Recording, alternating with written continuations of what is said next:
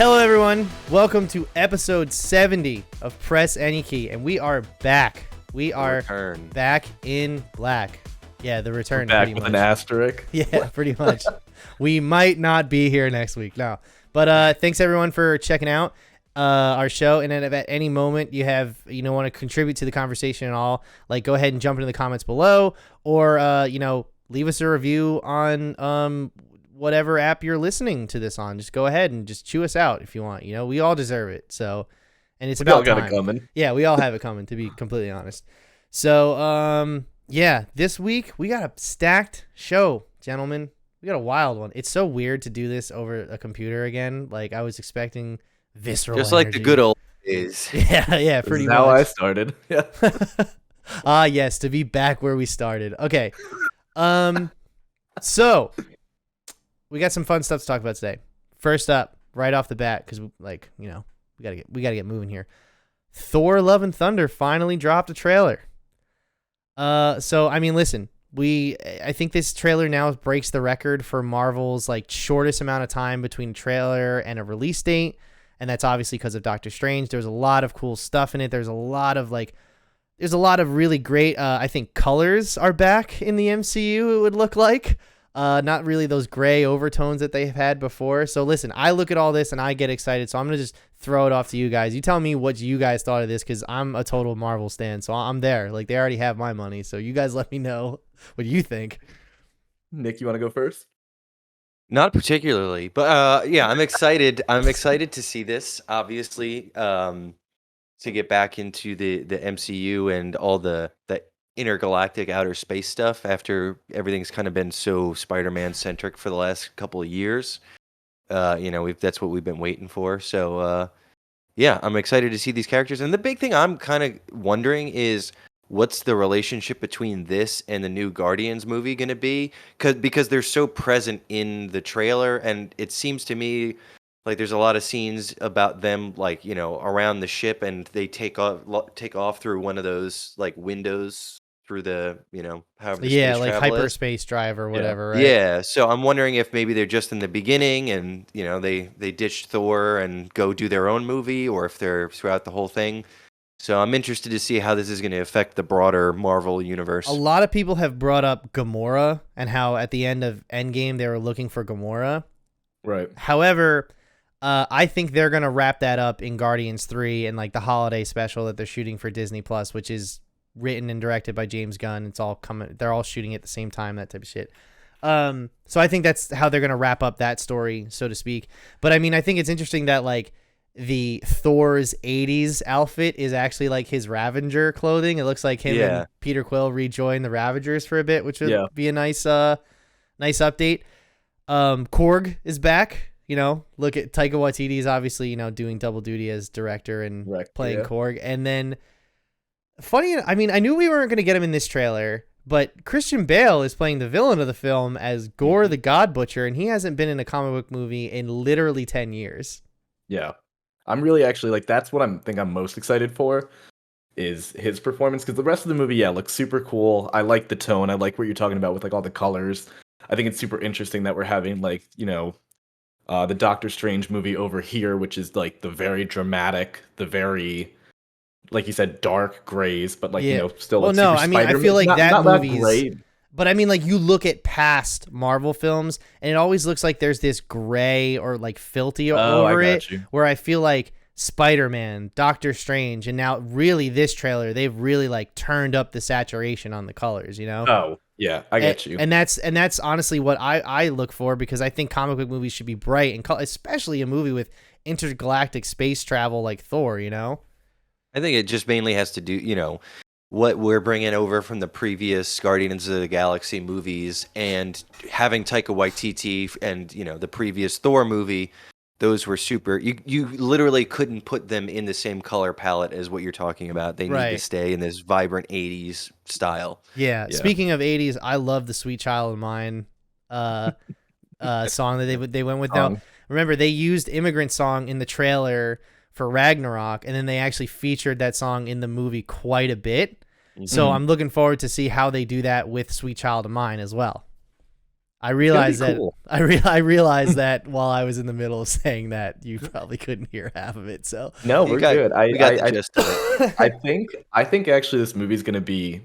I think they're marketing it as like a very like I don't want to say like uplifting kind of thing, but like it looks more like easy demeanor. I think this like left field something's gonna happen and they're just gonna like. well, they're always going to hit you with some sort of emotional type of But wallop. I think it's gonna be like. Look at all this pretty fun stuff we're doing in the trailer, and then you get Yeah. to the movie and you're like, oh my god, Well, I I got think- gutted. There's basically a training montage of him getting back in shape and New Asgard really setting down its roots, and all that Peter Quill's talking about, like loving your family. I think you're right. They set it up to be feel good. And Valkyrie, I mean, like, listen, we need a feel-good movie in the MCU because the last couple has been like, holy shit, Yeah. everything is so monumental. Right.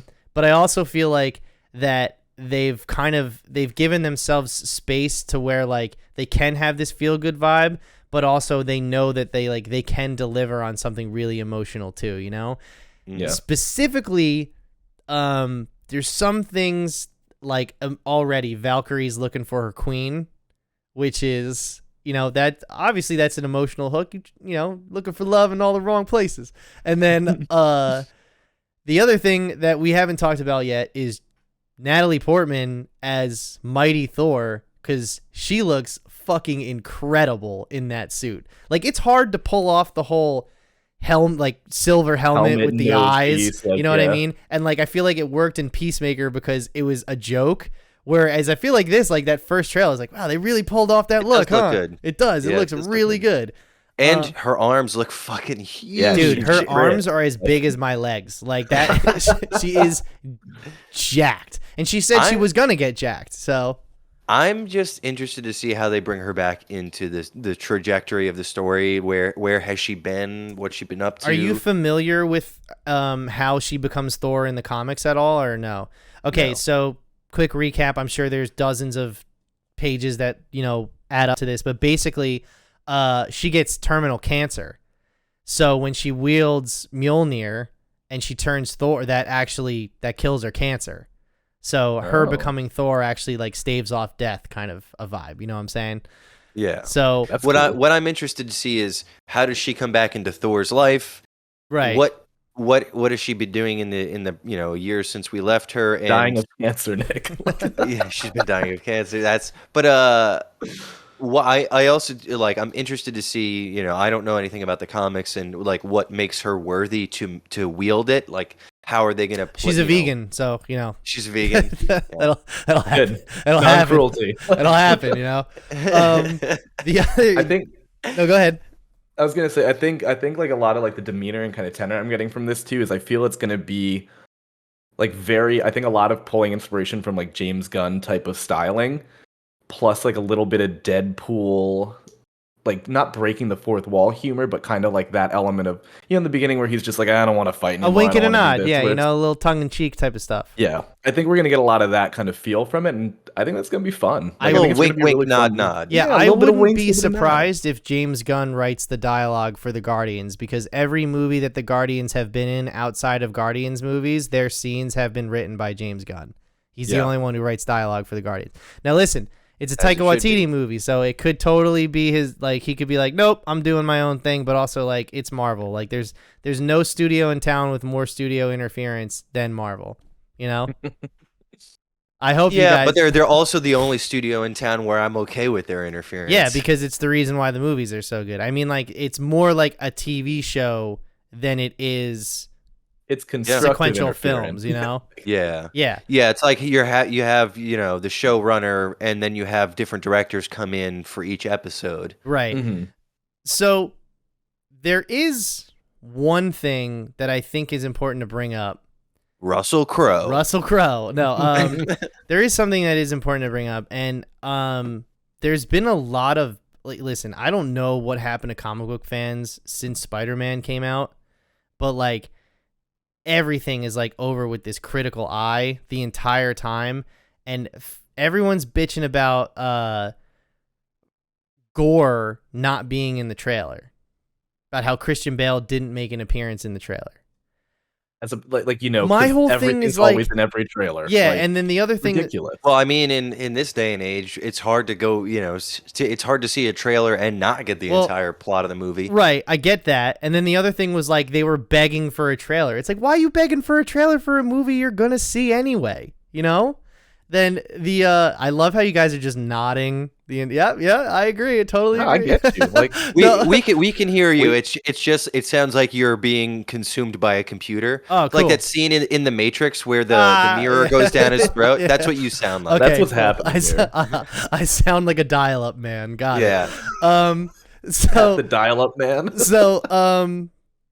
so there was that was already like really weird. The other thing was like Did you all the before you move off that point? Did you see that there's leaked photos of Christian Bale as Gore? Well, like on set. Okay, I've seen the leak photos of him on set, but I was gonna get to the one how people have said like, the toy of him leaked, right? Oh, okay. I And didn't even know about that. so, and people were like, it doesn't even look like Gore from the comics, and it's like, no shit. Why would you hire Christian Bale and then hide his face? Wasn't Yeah. that the problem you had when they hired Bill Skarsgård to be the fucking deviant in Eternals, and then they hid his face? Like, you know what I'm saying? I don't No think one knew anybody's anything. ever got a problem. Like this Pedro Pascal in The Mandalorian. He did the whole series, the whole Right. first season without you ever seeing his face. Yeah. Yeah. But now I'm looking at the toy right now, if it's the one you're talking about, and it does look bad. I mean, also you have the- a pretty Let me Gore look it has up. a pretty good design to begin with, and this just looks like this looks like a guy who's got a terminal disease. Yes. Well, the other thing is that we haven't seen what Gore looks like on screen yet, and that's kind of what like the important part is. I don't care what he looks like in a toy form, because those did you see Robert Pattinson's Batman toy? Somebody got No. the cowl off, and it looks nothing like him, It's really like not bad. even close. So I don't really care about that. What I do find interesting is that Gore holds a weapon called the Necro Sword, right, which is a god-slaying weapon, right? They already It's a sword you wield when you want to fuck a dead body. yeah, exactly. It's it's that's the go-to thing, but pretty much like the Necro Sword itself has already kind of been in the MCU because that's what Hela uses, or like she but they've also done that before where like the armor that Tony Stark wears in Civil War, the design of that armor is based off of his bleeding edge armor from the comics. When it came time for Infinity War, though, they were like, we want to use the bleeding edge armor. So they're like, okay, we'll just make a new design and call it that. So I feel like they're just doing that again. And once again, I don't think that is not subservient to the story. You know what I mean? Like, it's not going to change the way the plot, like what his sword is called. You know what I mean? So Yeah, it doesn't matter. Like it's just kind of yeah. Yeah. I don't know. icing. It's just weird how like there's like I wish like my Twitter like algorithm didn't give me all of this. Like information overload of like such horrible takes on like shit people haven't even seen yet. You know what I mean? Well, I'm still kind of caught up on the design of Gore and looking at the toy. What bothers me is that if you look at the original designs of the character, I don't know what his race is called, but it's clearly not humanoid. He's got almost like a dog-like face. And if you're like, this just looks like a sickly man. which is And- because Pat's point where they're like, you're not going to not put Christian Bale. He's face also- very I'm clearly. pretty Christian sure- Bale's face. I'm pretty sure he's also got Fuck his face. We've seen enough of that. he's also face. got the whole like disease thing where like he's turning black or whatever and he's gonna die or some shit. That might be totally made up, but like that's like the whole vibe is that like he's kind of sickly, right? Is that because he's got the black on his hands and everything, and like it's kind of like dead flesh type of deal. I mean, listen, you knew they were gonna MCU it up. Speaking of MCUing it up, Olympus looks incredible. Where Zeus is, I love how there's all these. There's the Norse gods, there's the Egyptian gods that we see in Moon Knight. There is the what are the Eternals. The Eternals. The what was Arishem? Who what was he called? The Celestials. Celestial. Who's in charge? Who's in charge? It's They all got everybody their own. works in perfect harmony. Yeah. Pat. They have their own little kingdoms. You don't worry about it. I'm trying to remember and then the cast for this film is just the last thing I want to mention. Obviously, you have Chris Hemsworth. You have what's his name? You have Jane Foster, Natalie Portman. You have Taika Waititi as you have Russell Crowe. We have Christian Bale. But more importantly, we're getting cameos again from Matt Damon and the cast of the last little play they did. Melissa McCarthy is also in the cast for this film. And interestingly enough, haven't heard Tom Hiddleston's name yet. No, that's a good question. And he's busy doing shit with Doctor Strange. But I feel like it's imperative that him and Thor kind of go together. You can't have one without the other. I feel. It'd be nice to get Thor without Loki for once. I'm totally fine. But I with got them being Loki without separated. Thor, and I hated it. So I didn't hate it, but I liked what was going on with Loki. A lot of the decision making and the rushed editing of the show was the problem. But I mean, it was a cool story arc for Loki to go on. Yeah, I think him on his own works fine. Like, I don't think you need to have him like built on the backs of others. But he's like, hey, I make. We're not going into Disney Disney side spinoffs. into Disney's issues right now. Yeah, but I'm looking forward to it. I can't wait to see it, and it's not that far away. Doctor Strange is only 2 weeks away, guys. So oh my god! Did you see this became the 4th most viewed trailer in 24 hours? Yeah, which doesn't surprise. Which once again, like Marvel or just of all time? Of all time. I'm pretty sure it's of all time. So it's Infinity War, Endgame, Spider-Man, No Way Home holding number 1.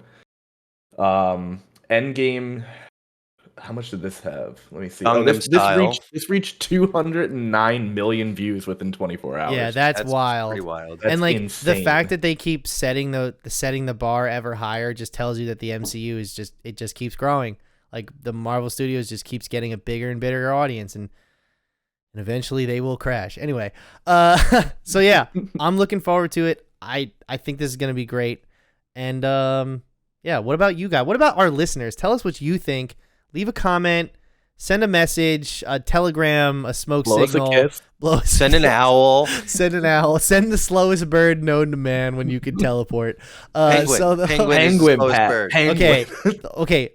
If you really want to do the whole flightless bird thing, then we got to incorporate like peacocks, turkeys, chickens. Okay. You ever see a chicken run? That shit's fast.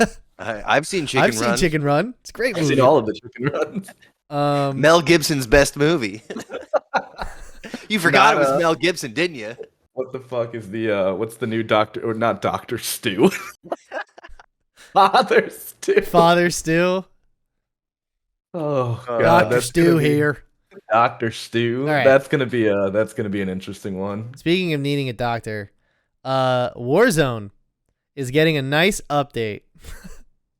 And well, it gets a downvote for me. Interestingly enough, I did not see this coming, but they're adding Godzilla and Kong to Warzone. I don't know any more than that. I looked. It doesn't seem that there's any more information. I think rumor is that like they're just going to be sieging the island while you're, competing, which would make the most sense. But also like I saw some art online of like a Mecha Godzilla skin that they're giving out that like, of course, obviously they want to monetize it, but wait, it's a skin for your character, playable character. Yes, I saw that, but Godzilla and Kong are apparently going to be sieging the island while you're, like I said, total rampant. I'm not entirely sure. Let me just look it up real quick. I'm looking at it now. It's kind of like, it starts on May 11th. The battle is a mystery still, but yeah, it's going to be like, Call of Duty and PUBG, they've done like similar events and shit like this in the past. Yeah.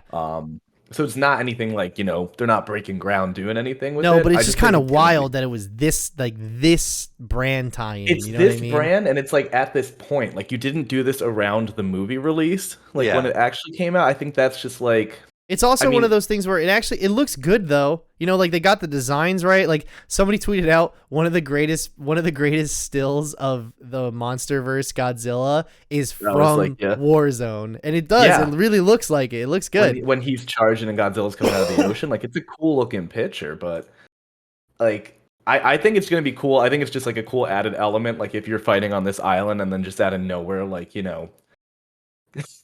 King Kong just like throws a plane at you and you explode. Yeah, exactly. Shit like that, where it's just like, you're getting like the man versus environment instead of just total PvP is fun. Yeah, and I'm looking forward to like maybe like some environment, like obviously they'll like change environmentals, but like is Godzilla just gonna like fucking atomic breath like one side of the island while we're playing? Is or it like a 25 kill like nuke yeah, killing exactly. streak? Oh, maybe it's that. Maybe it's a care package. You could call in a Godzilla nuclear breath strike. That's what I'm That saying. And it's like would you be send fucking your sick. planes in, and he just fires at where your planes are. That would be Jack awesome. Black comes out of here for no reason. Fucking, you can call in a jizz strike from King Kong. He jerks off and he blasts cum all over the battlefield Why? Why this route? because he doesn't have nuclear breath. So I mean, like, what That's has all he he's got? got. Nah, That's all but he's got. he's got an axe. He's got that sweet, sweet axe. That's true. Well, how's that going to affect all the the players? And in also, the like, battlefield? are they incorporating the Hollow Earth? No. That's you're a thought. You're getting too deep. That's a You're thought. just gonna like walk over a certain point and just fall to your death. Well, at a certain point, gravity reverses. So you're fine. Listen, before they decided to go like wacky crazy Godzilla, I like a more grounded Godzilla where it's like when he shows up from the ocean, there's such a displacement of water that a tsunami also happens. So maybe we'll have that type of shit too. You know what I mean? Or maybe not. I'm just saying. I want Matthew Broderick Godzilla. Yes. Matthew Broderick will be a downloadable character. You can a play skin. as him. You can download his beret. Yeah, exactly. You can play as Snoop and shoot at Godzilla in Warzone this coming May. That's what I'm looking forward to. It's an interesting thing. It's cool, but I'm just like, hey, listen, why? I swore off Activision games until after they got rid of, until after they fixed whatever they had going on, and now I'm not entirely sure if that is fixed. I don't know if anyone will know, but after the Microsoft acquisition, I'm sure Phil Spencer is cleaning house there, and this is enough for me to re-download Warzone. Yeah. Okay. So Go for it. I'll All try you it. needed have- was some big monsters. Yeah, I'll take this- that's let all us it took. know. I'm gonna take this 3080 for a spin. Let us know, because told I you will guys- not be playing it. I played Elden Ring last night with my 3080, and I was like, this game looks no different. Everything's just on max settings now. Still only getting You're like, 60 FPS. Oh, Hey. shit. There he is. Surprise! About time. Here I am. Hold on. Hey, My what's face up? decides it wants to pop Welcome, up. welcome. Hold on, where am I? There I am. There we go. Hey, Hey. What's going on, my dudes? What's up? We're Welcome. just up? talking Welcome. about Godzilla and King Kong and Warzone. Dude, thank you, Pat. You're my fellow Goji fan, man. Mhm. I've never been more inclined to download that terabyte download to play some. Dude, I love play some Call how. of Duty. So, like, these guys fucking hate Call of Duty. All right? There's no doubt. And that's fine.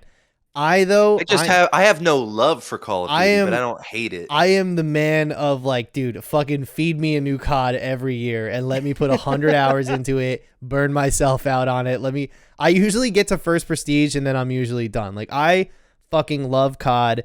The 2019 COD, I still think is easily one of the best CODs ever made. And like, that's what they based Warzone off of. So like, and that's when they totally changed the gunplay. So, and that's why Warzone's still going strong, I think, because at its core, it's still a great game. This, though, definitely entices me to go back, for sure. How do you think it's gonna work? Like, Oh, we already had that conversation. Okay, I'll go back. I'll go back. You and just listen. missed it. You just missed it. There's glad. King Kong jizz. You'll hear all about it. Naturally. You I call can't in wait. No, I'm loving this second life that King Kong has. I was just earlier this morning, I was at the park with my little kid. He's like 1.5. Other little kids running around, little 10 and 12-year-olds. And there were these kids who were playing King Kong and Godzilla. And I was like, what a great passing. Weird. No kidding. Yeah. Little kid is like, I'm King Kong and I'm gonna beat you up. And I'm like, shut. Okay, I was gonna like call out this little kid. I'm like, shut up. King Kong got so bodied by Godzilla, they had to write an entire subplot about giving him a weapon just to even the odds a little bit. That is true. Because Godzilla would body Kong every day. You end up getting asked to leave the park after like verbally assaulting a 10-year-old. Some $13.50 an hour security officer comes over, is like, "Excuse me, sir, you're upsetting the other parents." You're Well, they yelling need about to Godzilla learn. to the Okay. kids. They don't know. These kids don't know shit about Godzilla, and they gotta learn. Yeah. I have responsibility. Interestingly enough, I don't think we've ever talked about this, but you guys know that like the reason that they call him Kong is because technically they don't have the rights to King Kong. Oh I yeah. had no idea. Yeah. Yeah, so it's technically that's why they never call him King Kong. It's just Kong.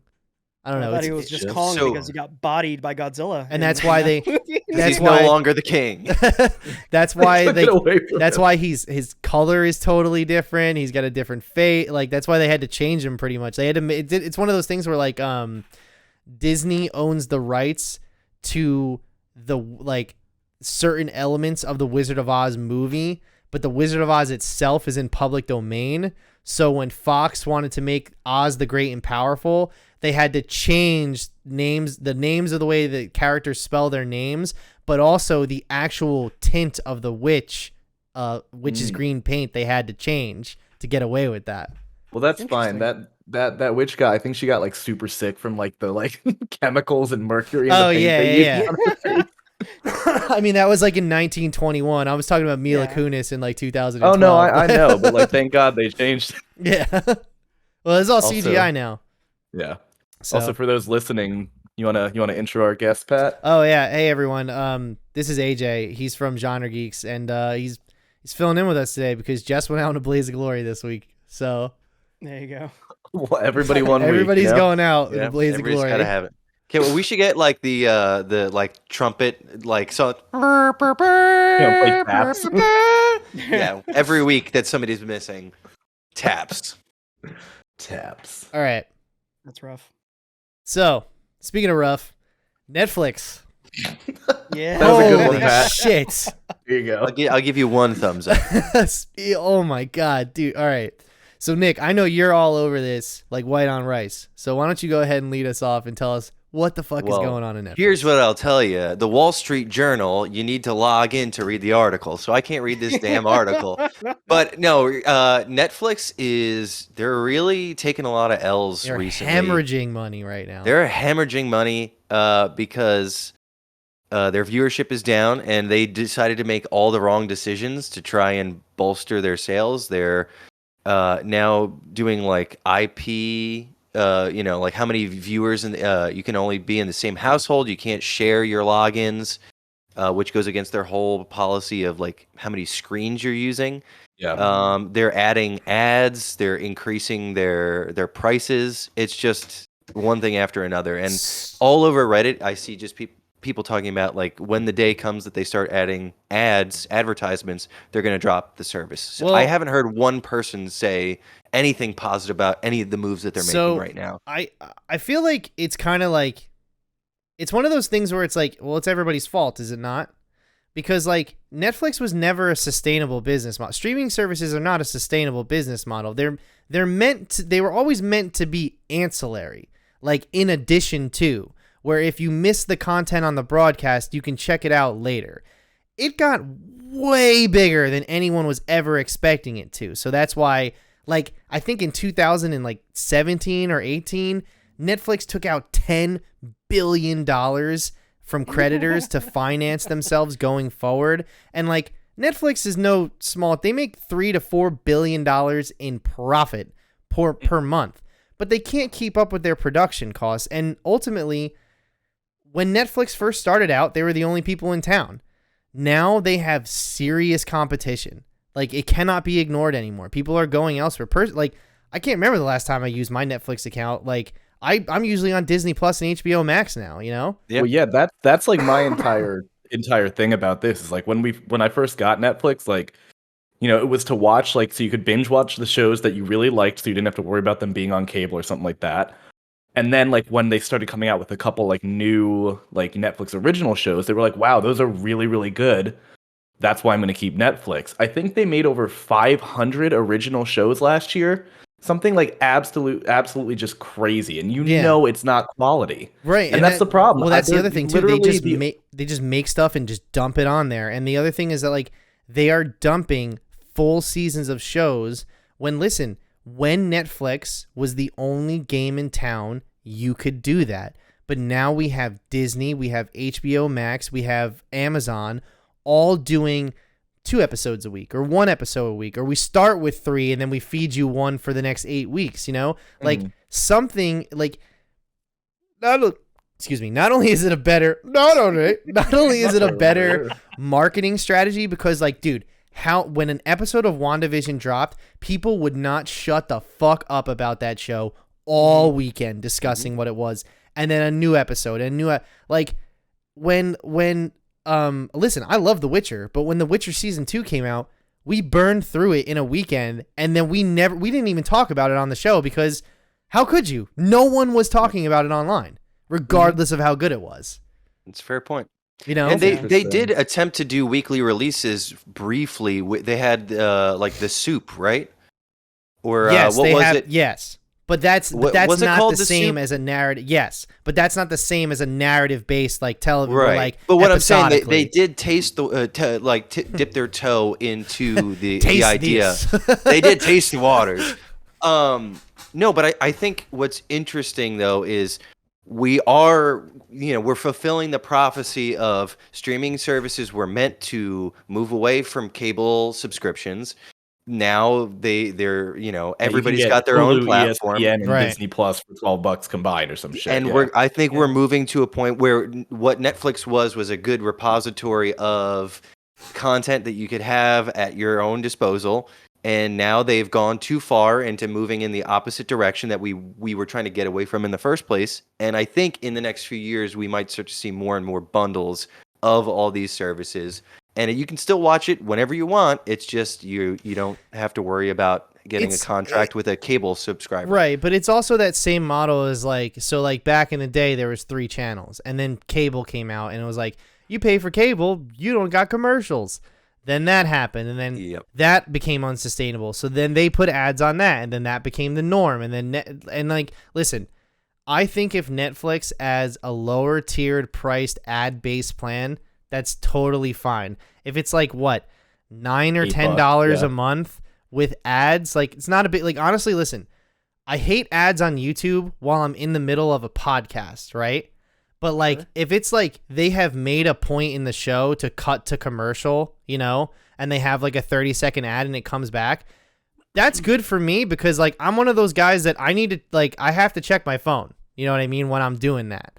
But like if I'm in the middle of listening to a podcast and I'm in the middle of a conversation and it just cuts and an ad comes up, I'm like, you motherfucker. But if it's like, oh, we just said something serious, and then like it fades out and we have 30 seconds to like catch our breath, be like, oh shit, what's it gonna be? Like that's fine.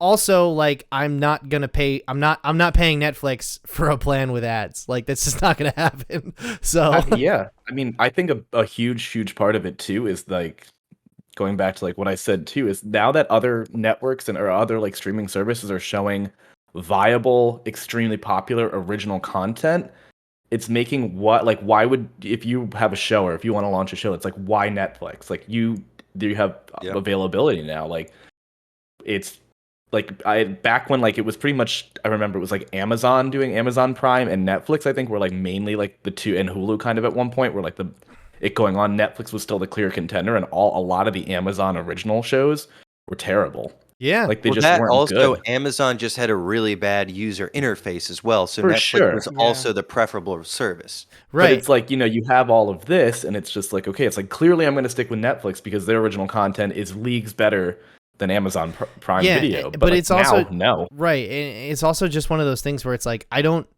for me as like somebody who who watches, like the only show on Netflix I watch now is The Witcher. It's the only reason why I keep it.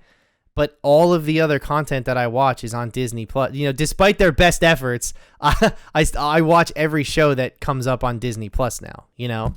Well, you're talking about Marvel shows on Disney Plus. Right? But that's kind of my point, is that Netflix used to have Marvel shows, and then Disney was like, we need to do this ourselves. And then they moved it over. I mean, even the fucking Marvel shows that I would have watched on Netflix, they put on Disney Plus. Yeah, they yanked them off too.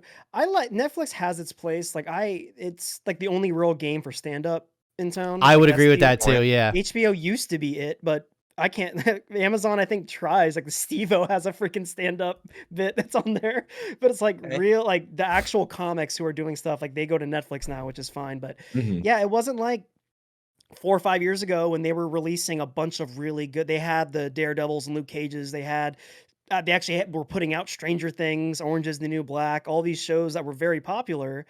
It's just not good, and then Also, their backlog is a I'm joke. I'm the glad you prime brought up time, I'm like- glad you brought up Stranger Things, AJ, because Yeah. Stranger Things is coming back, and that's like, first of all, Netflix dropped the ball so hard on getting that show out, because here's the thing. Because the kids look like adults now. Right. But after 3 seasons of a show on Netflix, those shows are no longer profitable because they can't grow the base out more. So Netflix decided, let's just do it at our own pace because we'll keep subscribers. But that's not how this works anymore when you have 6 other streaming services to go to. They spent $30 million an episode for my God. for Stranger Things 4. Every episode is over an hour long. And as of right now, they plan on dropping it all on one day. Like, talk about That's blowing your wild. entire load. Like, and you're not even learning from what's happening right now. You know what I mean? Yeah. Where you lost $55 billion in 24 hours. And, I mean, listen, they still have 200 million subs. So it's not like it ain't. The ship ain't sinking right now, but this is your first warning. You know what I mean? Yeah. Like, things What need was to it? change. What was Red Notice? They spent a ton of money on that as well, right? Yeah, I but still that was haven't also seen a Mike, giant hit. I don't even. Wait, what is Red AJ, you Notice? saw it? No, I didn't see it. I didn't want to see Okay. it. It didn't Did look anybody good. see it? Mike, you don't even know what the fuck I'm talking about. I literally don't know This what you're was, talking about. you remember, it's got The Rock, it's got Gal Gadot, and it's got Ryan Reynolds. It's like a spy movie, I would think. It's got, I'm looking at it right now, it's got a 36% on Rotten Tomatoes. This was touted as like the biggest like first day release on Netflix. It was like their biggest movie. I don't know one person who's seen this movie, let alone, like I know people who haven't even heard of it. And it's just like they aren't taking any lessons, and just look at what people are saying on Reddit. That would give you some kind of clue as to what you're doing wrong. Dude, I swear to God, I've not gun to my head. If you told me like what was this movie, who was in it, I would not have any idea. We definitely touched on it. We talked about it at one point, but it was like it flew by. Like I Pat was never saying, gonna watch that movie. Have you guys flew seen by. The Atom Project on Netflix? Yeah. I know Apparently it. that's it looks pretty good. But also It's that's one not of the bad. Yeah, I've heard it's It's pretty a family good. movie. But they didn't there was no push for it.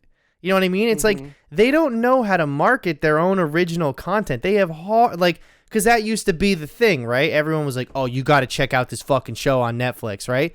But now it's like, how many fucking shows do I got to check out on every other streaming service? And that's what it always comes back to, is that you're not the only competitive game in town anymore. Like Exactly. Dude, I think HBO Max right now might be my favorite streaming service because It I is my use it favorite. the most right now. It's got literally AJ, what are you watching on HBO right now? Winning Time. That's a great one. Oh, that That's- looks good. I've That heard looks that's really good. amazing. I mean, I'm watching a lot of their backlog stuff. Like I've watched The Batman already on it. I've Mhm. watched. I They watched got all it the too. Matrixes. They've got Yeah. it's all great on there. Like show wise, I don't watch a lot of. I watch John shows. I Oliver watch on movies. there. I watch Real Time on there. I watch all whenever I get down to bed. I shotgun 3 episodes of Batman the Animated Series. That show The Vow was fucking wild. That is the craziest thing I've ever seen on that platform. Have you guys seen that? No. Oh Yeah. my god, you guys got to watch that. I can't believe we've never talked about this. It's an 8-episode show, like documentary series about the Nexium cult and how like Allison Mack from Smallville and Keith Raniere, that fucking weirdo, they had like a sex cult inside of his inside of his pyramid scheme that he was a part of, and they were branding women with their initials. And dude, it's Oh my fucking God. wild. The You original have to Jared watch it. Leto. Yes, the original Jared Leto was Keith Raniere. It's wild. I'm looking- It's a wild show. I'm watching all. I mean, it's got all the Studio Ghibli movies, which I love. I'm showing that to Yeah. my kid. I've got a 1.5-year-old. I'm trying to get him on the Totoro wagon. Mhm. Got all those. I mean, it's got Start all 'em those day young. one. Yeah, those I got a day one girlfriend release that's 29 titles. years old. She watches all the Studio Ghibli movies. They're great movies. I love those. They're some of my favorite movies. But I mean, like Barry is on HBO Max, which is I just started fantastic. that actually. I just watched the first episode. That was So great. good. You see this, Netflix? This is what the fuck you're missing. Quality Euphoria. content. Euphoria is an entire social movement. Like Yeah, that's a personality now. Yeah, Well, that's completely everything. Then Winning Time, which is the new John C. Reilly show, is Yeah, apparently like it's super really super good. good. Yeah. I gotta watch it. I found out about that through like their Instagram social presence. Like nobody told me about the show, but it just their posts on their Instagram feed for Winning Time I was like, oh, looks really cool. hmm I But like Adam McKay, and so like because I mean that's one yeah, thing I'll give Netflix. Don't Look Up. I Oh, we enjoyed the did movie. watch Don't Look Up, didn't Yeah, we? I Oh, enjoyed we it. watched Army of the Dead.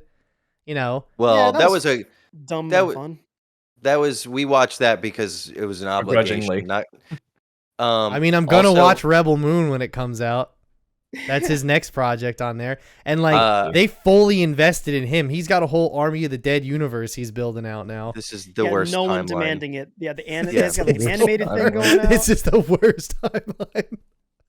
No one gives a We are crap. living in the Snyderverse, unfortunately. Dude, don't fucking get me started. Look, Um Netflix right now is essentially just shows for like moms and then like rom-com like Love is Blind, My like wife is into trash those really shows. trashy shows. There's one called The Ultimatum. Have you seen this? Yeah. no.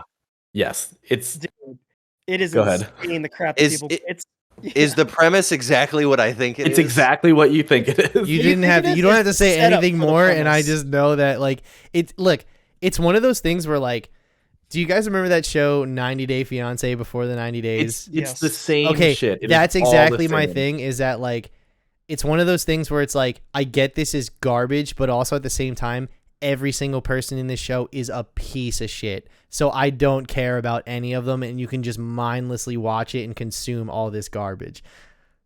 It's My wife the whole loves thing. that crap. I play on my Switch right next to our read or something when she's doing it, but that's her thing. But I know so many people like that, Love is Blind, like all of those shows, people Liz like throws me out when she's watching TV now because I'm just like, That's how do probably you a good fucking move. do this? Like, you just belittle. That's my thing. I belittle the whole thing if I watch it. So Yeah. I've yeah. had to And I mean, not well, watch here's it. look, like think of all the YouTube that we watch, and think of all, YouTube, Yeah. Twitch, all that. Shit. all It's the exact- gaming content. It's It's just, like Yeah. just you know, mindless.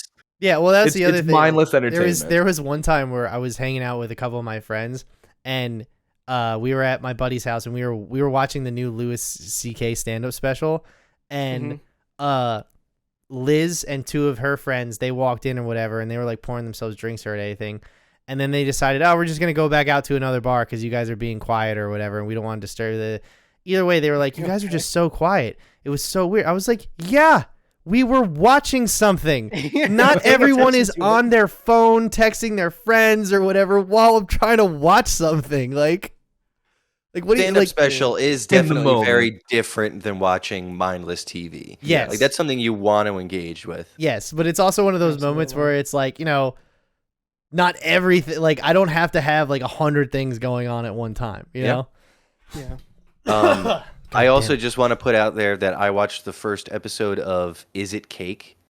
Dude. I watched 2 I episodes of watched that. it too. I hope this doesn't hurt anybody's feelings, but that was one of the worst things I've ever seen in my life. I really don't understand. Like Mikey Day is great in like I feel SNL. so bad for him. Yeah. He's just getting a But it's- paycheck, man. I'm not mad. He's getting a paycheck. It is such a paycheck. Like everything with that is so canned and forced. It's atrocious to watch. But to me, it's like if I'm worrying that he's gonna ruin his His reputation. career. Yeah. Because I looked at reviews and every review was like, the show is okay, the bakers were talented, but the host is terrible. I hate the and like just like all caps, it's like he sucks.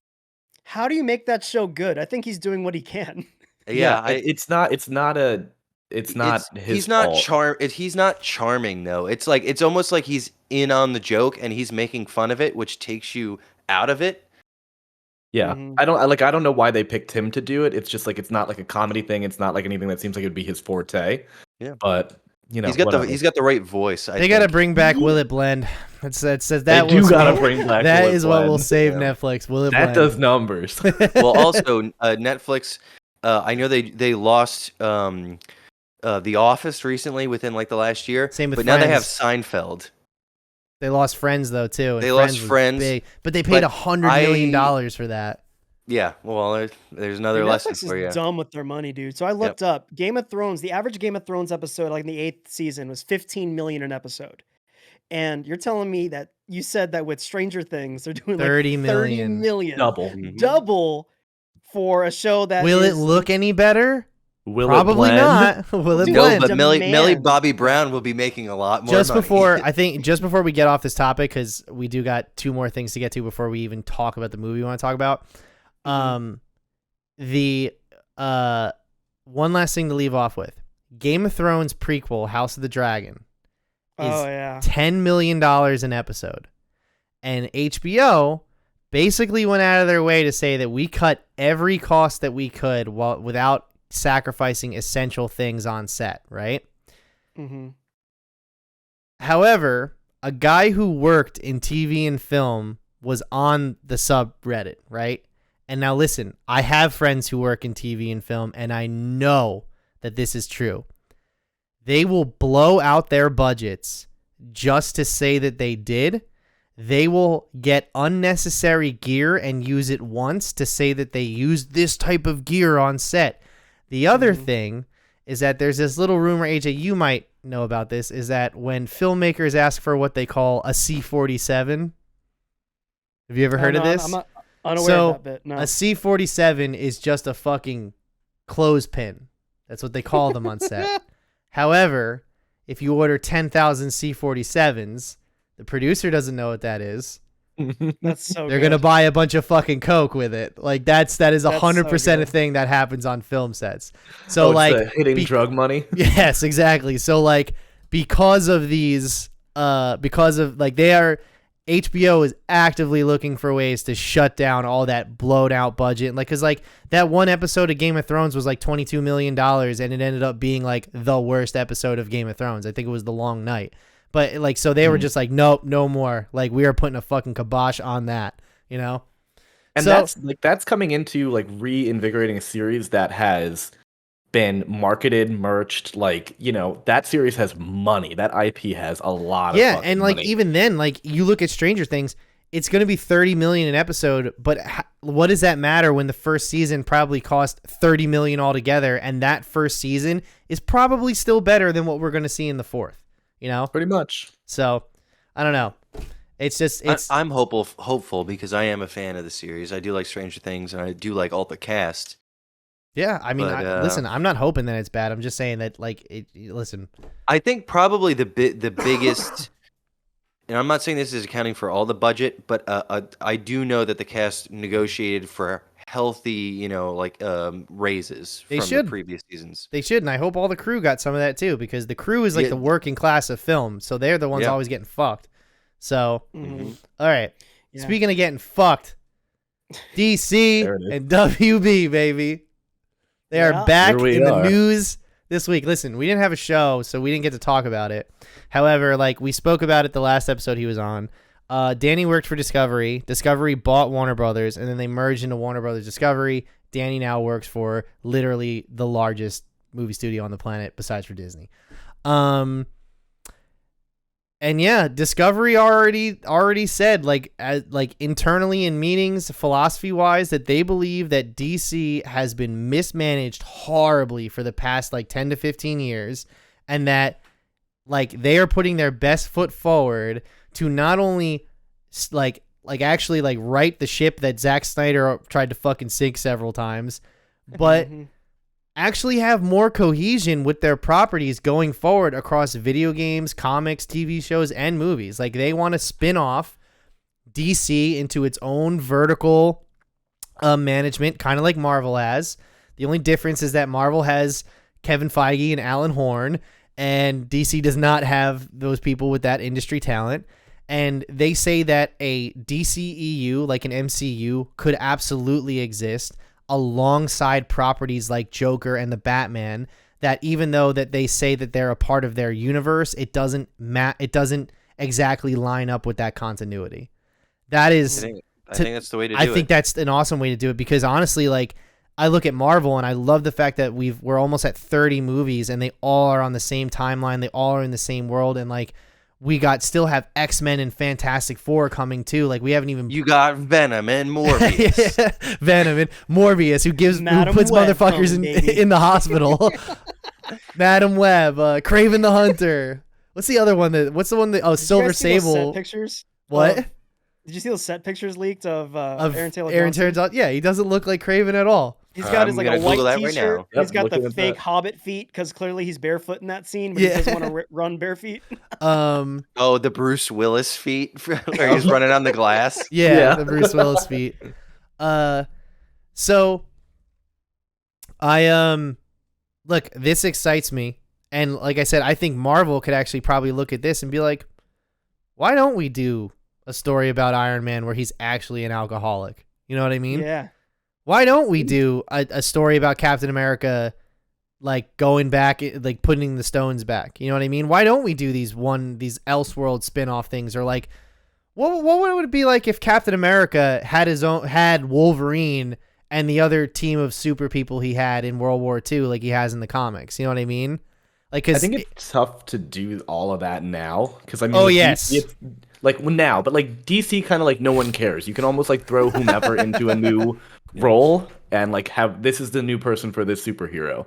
People are generally fine with that. If you try to do an Iron Man movie without Tony Stark or without Robert Downey Jr. God, thank you, jeez, without Robert Downey Jr., people would have an uproar. Right. Like even though he's like essentially past the prime of like you couldn't do like a past movie or like an in between kind of thing with that. No, Dude's too I old mean, now. give it 10 years and see where we're at. I think people would be more open to the idea of doing stuff like that. But I'm honestly, I think Marvel doesn't even need to start doing stuff like that until there's real fatigue from the MCU. I 100% agree with you there, and we already just got finished saying that Marvel's only getting bigger and bigger because those trailer numbers do not lie, you know? Yeah. And not only that, like, Marvel, even if the critics don't like Marvel, they know how to endlessly satisfy their audience. I will say this, like, even with the movie that we're going to talk about today, The Northman, like, just real quick, I thought that movie was amazing, and there's only one aspect I'm really let down by. I've never walked out of a Marvel movie being like, I was not satisfied with every inch of that, besides for one, but that's... We don't talk about that one. Don't bring it up. So, Well, I think like even looking at No Way Home, there's plenty of things you could say were wrong. That it's like the story was lazy, with the Doctor Strange spell, but it doesn't change the fact that I had an amazing time sitting there watching. It's like I can forget those things It's because they also- put a lot of effort into it. right, and it's also one of those things where it knows what it is and what it's trying to do and what it sets out to accomplish. Where like I saw the Batman and I had totally different expectations for that. I was like, this is gonna be a totally grounded, like this plot will be airtight. The performances are going to be amazing. Everyone's going to be flat. I got all of it. You know what I mean? Like I got what I was looking for out of that. Whereas like, and that's the same thing with Spider-Man. And like, I'm just using Spider-Man because that was the last one that we saw where that even if it's not, I'm going to use the phrase airtight. Even if it's not airtight, like I'm still satisfied with everything that I saw. And that's why I recommend it, Yeah, I think it's just because Marvel was built on solid ground and the DCU never was. No. Yeah. Well, Even for Man of Steel, I stand by. I like Zack Snyder to a degree. I like when he does his thing. I like 300. I love 300 Watchmen. I defend Watchmen, dude. I think if Watchmen was released like Watchmen. now, I as love opposed that to 2009 or 8 or 9, it would have been appreciated. But we weren't ready for Watchmen yet. No. Yeah. 100%. But he's the wrong guy for Superman, and so you start your DCEU with this bland, desaturated, supposed to be Superman. It wasn't not already an over like Warner Brothers DC, before Discovery is like the right-wing reactionary of superhero movies. Everything somebody else does, That's a fair they comparison. fucking overcorrect for. Well, not even to mention that Zack Snyder went into it all with his like Ayn Rand ultra view on things. You know what I mean? He And, cranked that shit to 10. And like, here's the thing: is that like, so they had the success of The Dark Knight, right? And they were like, all right, we got to do that for Superman. And they're like, well, let's finish out the Dark Knight trilogy first, and then we'll just do Superman, right? And then in that time when they made that decision, they were putting their Superman film together. Christopher Nolan was like, I'm done with superhero movies. So they lost him, like, because he was originally a producer and a writer on Man of Steel. So they lost him. And then on top of that, the Avengers came out the year before and literally changed the way films have been made for the past 10 years going. Everything has to be a big fucking shared universe now. Everything has to have a post-credit scene. You get what I'm saying? So everything's got to be while an they event. were making the first fucking Superman movie, which by the way came out 10 years ago, they were already like, well, now we got to make it a shared universe. And people clearly like dark and gritty because that worked for Batman. So we got to do that too, you know? And Zack Snyder had already come off the success of Watchmen. I believe Watchmen was 2009, right? And he had also done 300 before that, which was also another wildly successful film. Same with Dawn of the Dead, another wildly successful film. So like he had built his way up to this. So it was one of those things where it was like you had the right-wing reactionaries at WB, and you had Zack Snyder, this fucking basically like a prepubescent 12-year-old in a sandbox just giving all the superheroes that he can, you know? And now 10 years later, you have this mess. You just have this absolute mess of like you could not get anything off the ground if you wanted to at this point. Now you know Discovery's like the parent who has to come in and clean up all the toys and put them in the toy box. Exactly. And you know, the other thing is I think it's important to mention is that like WB never had the bandwidth to compete with Marvel. WB has so many other franchises. They make so many other films during the year that like Marvel was pumping 2 out a year at that point. And now they're ramping up to 3 or 4 a year. And the reason, like, WB could never put out 3 fucking superhero movies a year and have them be quality because they never put the right people in place. And the most important part about this that we need to talk about before we move on is Kevin Feige. Kevin Feige worked on 14 comic book films before even getting in the door at Marvel Studios, before he was asked to be the head of Marvel Studios. And the reason, and that whole career, whether he had a hit or a flop, he found out what worked, he found out what didn't, and that's what's important, is that he understands how to make a great film, but he also has a passion for the material. He was put on this earth to shepherd in the Marvel Cinematic Universe, and that is it.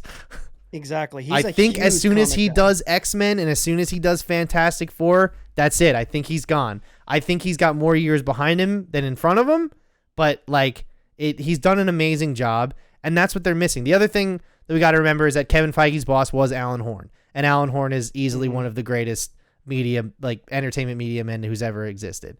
So, you know, these are just things to consider. WB is looking for that, but they're not going to find that. You know, like I saw some fucking Snyder stan on Twitter being like, they should put Jim Lee in there. He'll know what to do. It's like, what? Jim Lee can't even make a fucking YouTube video. You think he's gonna fucking make like just because you wrote amazing comics doesn't mean that you can write a great novel. Just because you write a great novel doesn't mean you can't be a columnist. I mean, doesn't mean you can be a columnist. I'm not saying you can't always translate. Yeah, exactly. My point is that like Kevin Feige is a unique person, and that's why we're in the unique situation we're in with Marvel.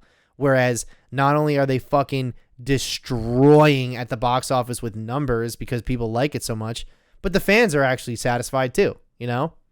Yeah, and it only grows. It only gets bigger. It never gets smaller, you know? So I think they're approaching the lines of just rebooting this whole thing. They've been talking about with Ezra Miller not staying out of freaking trouble and don't fucking get me started on Amber Heard. Do not get me started on Amber Heard. I don't want to talk about that guy because I just don't want to draw any more attention to douchebags. Right. But I just think in the sense of I think we all agree with it, and I think with the purchase of Discovery, let's just reboot this bad boy. You know, here's my thing. Actually, now that we're on the topic, I think this is an interesting point to leave on. As far as Ezra Miller is concerned, I think that they need help.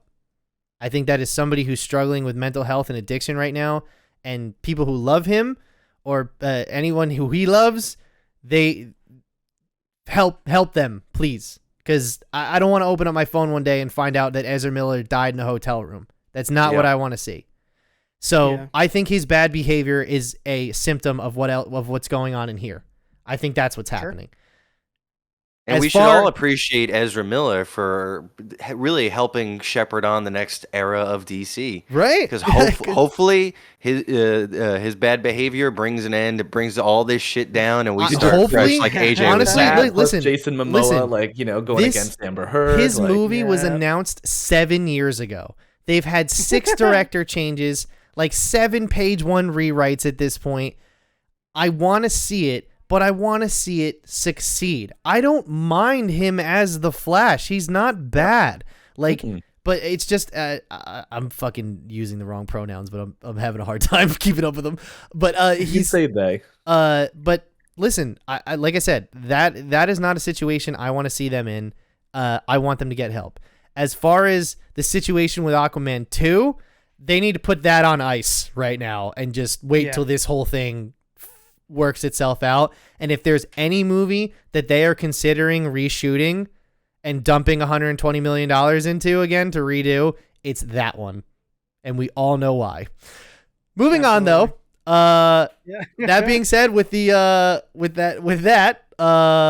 Nick, what is this? What are we doing for? What are we doing? I've put together a little game today, and in the spirit of us being out of commission for a few weeks, this all kind of stemmed from Pat and I going to the movies together to see Morbius, and then we both got COVID. Everything went bad. Everything goes bad when you go to see Morbius. In I theaters. went to the hospital. Pat was in the hospital because of Morbius.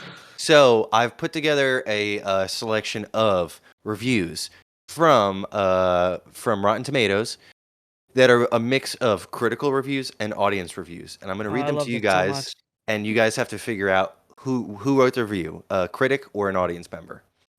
So, is everyone ready? Yes. Absolutely. And can we all vote? Like, we'll each throw our vote in at the end of it. Yeah. Exactly. So, all right, the first review is: a lot of this movie made zero sense. Trying to take elements from No Way Home and insert them in here was very misguided. This was an incredibly bad comic book film that revolves around one of the least interesting Spider-Man villains. Critic or audience? That's a critic. I'm gonna go fan. I'll go critic. All right, so that's correct. It was a critical review. Thank God. That's written so poorly. Like, what counts as a critic nowadays? You know? Yeah. I don't know how I feel about this. there was a couple in there that I'm like, I don't know how this broke the standards of critic, but they did. I should say that one was a 1 out of 5. So this next one is: somehow Jared Leto is not even the best Jared in this movie. Jared Harris being the doctor. Oh, that's a fan.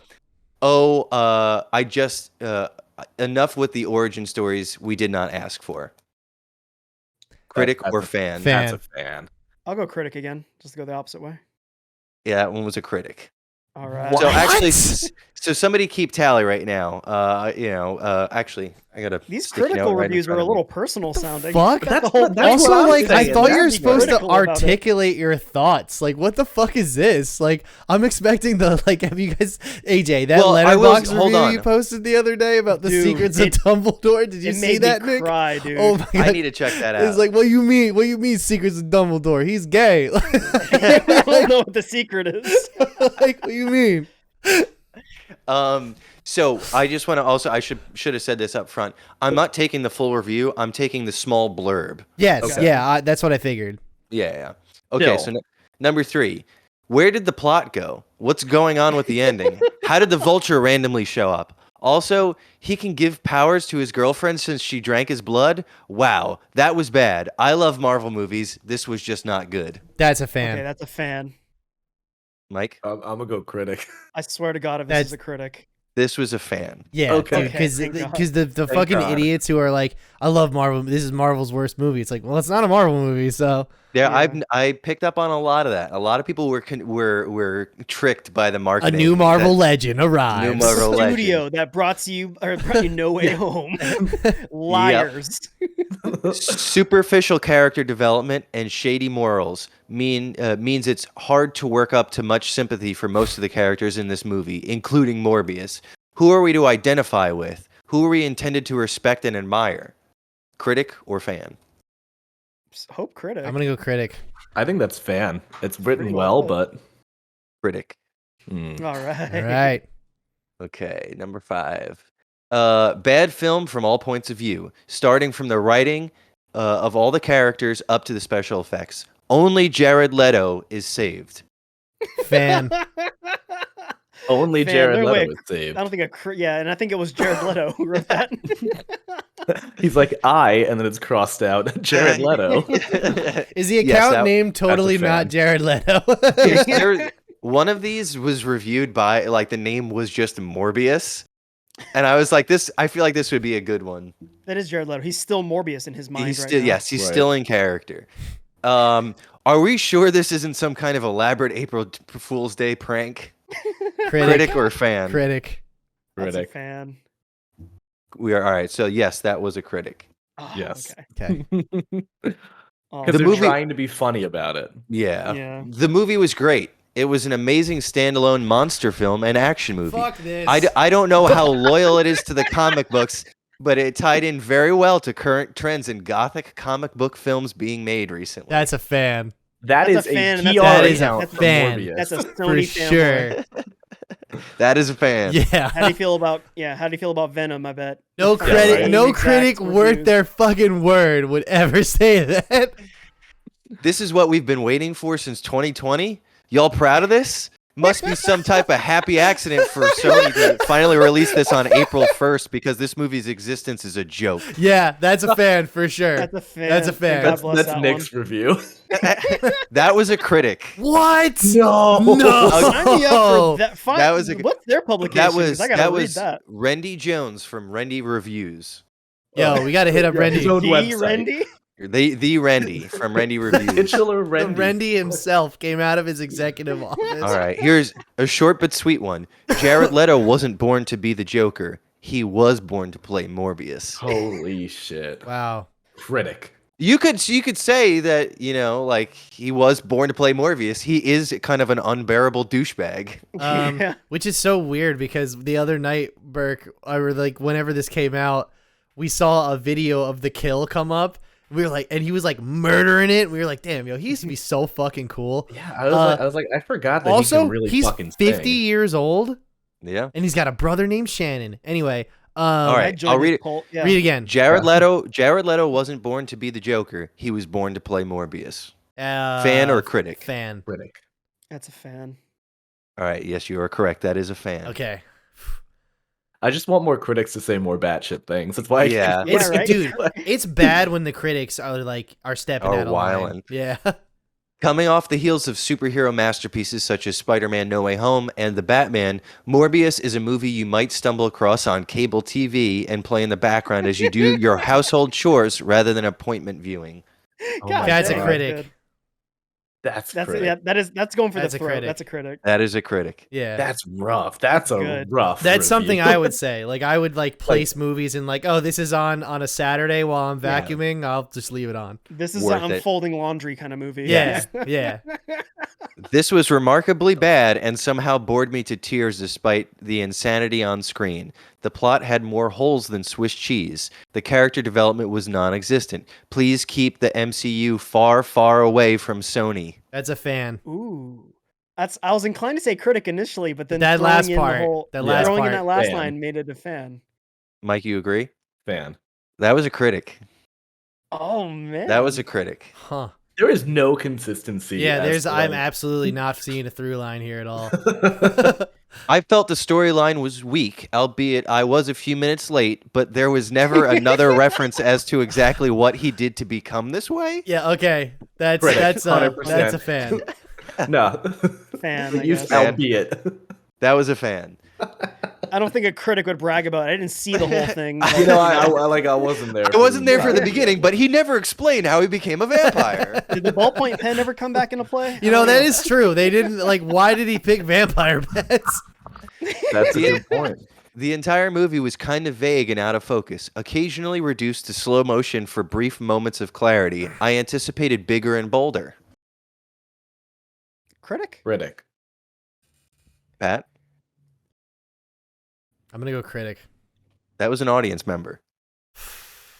That was a fan. I'm so bad at Dang. this. I was Yeah, gonna I say can't- audience member doesn't mean fan or critic. Yeah. Fan is just easier. Yeah. Like all Marvel movies, this one is a great action film. I enjoyed it at the end how they tie in with some other Marvel movies. The film is packed with a lot of action and super special effects. That's that's someone not- with mental illness. That's what Yeah. that is. That's the biggest fanboy who will find Yes. his Morbius tattoo on Instagram. He watched the already. whole right. That is a movie. fan. He watched the whole movie with his dick in his hand the entire time because the theater was empty. So he was like, "Yup, Yep. perfect." He pulled a Pee Wee Herman for that one. If it were just a ride at a theme park, Morbius would be fun enough, but it wasn't. That's the weirdest analogy I've ever. Fuck. What does that mean? Listen, If I've it were been on just a theme ride park- at a theme park, Morbius would be fun enough, but it was not. I don't know what fucking rides this Fan guy or goes critic? on, I'm but hoping a fan. I'm 'cause hoping that's gonna I'm bum hoping me a out. critic. Well, all right, Please, everybody yeah. say their vote again. Critic. Critic? Yes, it was a critic. Oh my god, that makes that I don't understand. No, it makes absolutely no sense. It was Doesn't have to. well, they're saying it was just like a lot of, like cheap thrills, I think. That's what I got from that.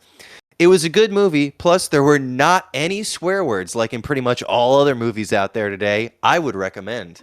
This Damn is a right. grandma. A fucking 3.5 stars. a Christian mother, like what? You know, it's about a darn fan. time. That was an audience member. Had to be. If a critic came out of the movie and was like, "That movie had swear words," I didn't My like it. little I'd be like, Bobby did "How are not- you? How do you get paid for this?" Yeah. Overall, this was an entertaining movie. It sucks you in with the action and standout scenes between some of the characters. But while Morbius has the makings of great anti-hero revival, it wavers with the execution. It's pretty That well put. seems like it'd be a critic, but I'm gonna go fan. Okay? AJ, what'd you say? Ah, damn, I don't know. I'll go fan. I think it's just an articulate fan. Pat? Is there such thing as an articulate fan? Absolutely This not. show, what are you talking about? I'm gonna go fan on this one. Yeah. That was a fan. Okay. All right. Crushed All right, it. I'm picking up the pattern. Great movie with plot twist. Fan. Critic. Plot twist. Critic. They were obliged. What was obliged the to write plot about it. twist? That like there was no plot resolution, like at all. Great movie with plot twist. No, that's a fan. That's a dumb Critic. fan too. That was a fan. And I also want to note there was no period at the end of the sentence. I just want to know what the plot twist was supposedly. I don't oh, know. that's his brother? The They fact thought that the it was girlfriend comes back to life as a vampire, Yeah, maybe? when they killed her off screen. A plot, and then, a plot twist in like a post-credit scene are very different things. 'cause Yeah. That's Plot essentially what that twist was. involves there being a plot. Yeah. Is it a movie?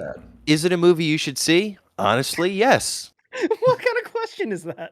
What's this Zootopia crap? You're leading your own question. Yeah, like for Christ's sake. Should you watch the movie? Yeah. No one's Yeah. asking you, man. Is it a movie you should see? Honestly, yes. Is it a fan or is it a critic?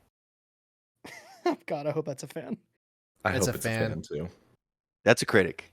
Fuck. Dude, me. who's that? Who So wrote shy, that? but- That was Andre Meadows from Black Nerd Comedy. Really? Wait, Andre- I know Black Andre- Nerd Comedy. Black Nerd Comedy had that Yeah. take? That's wild. Okay. All right, Andre, we're coming from you. here's a simple one. Where was Spider-Man? It was in the trailers. I bought the ticket based You know on what? the Honestly, trailer. that's not a bad No, that's not a that's a valid valid criticism. question. Was it a fan or was it a critic? That's a critic. That's a critic. Because it's a valid question. That was a fan. I'm on that fan side too. Yeah, where was Spider-Man? I would hate to Where be was the he? guy watching that whole movie expecting Spider-Man the entire time.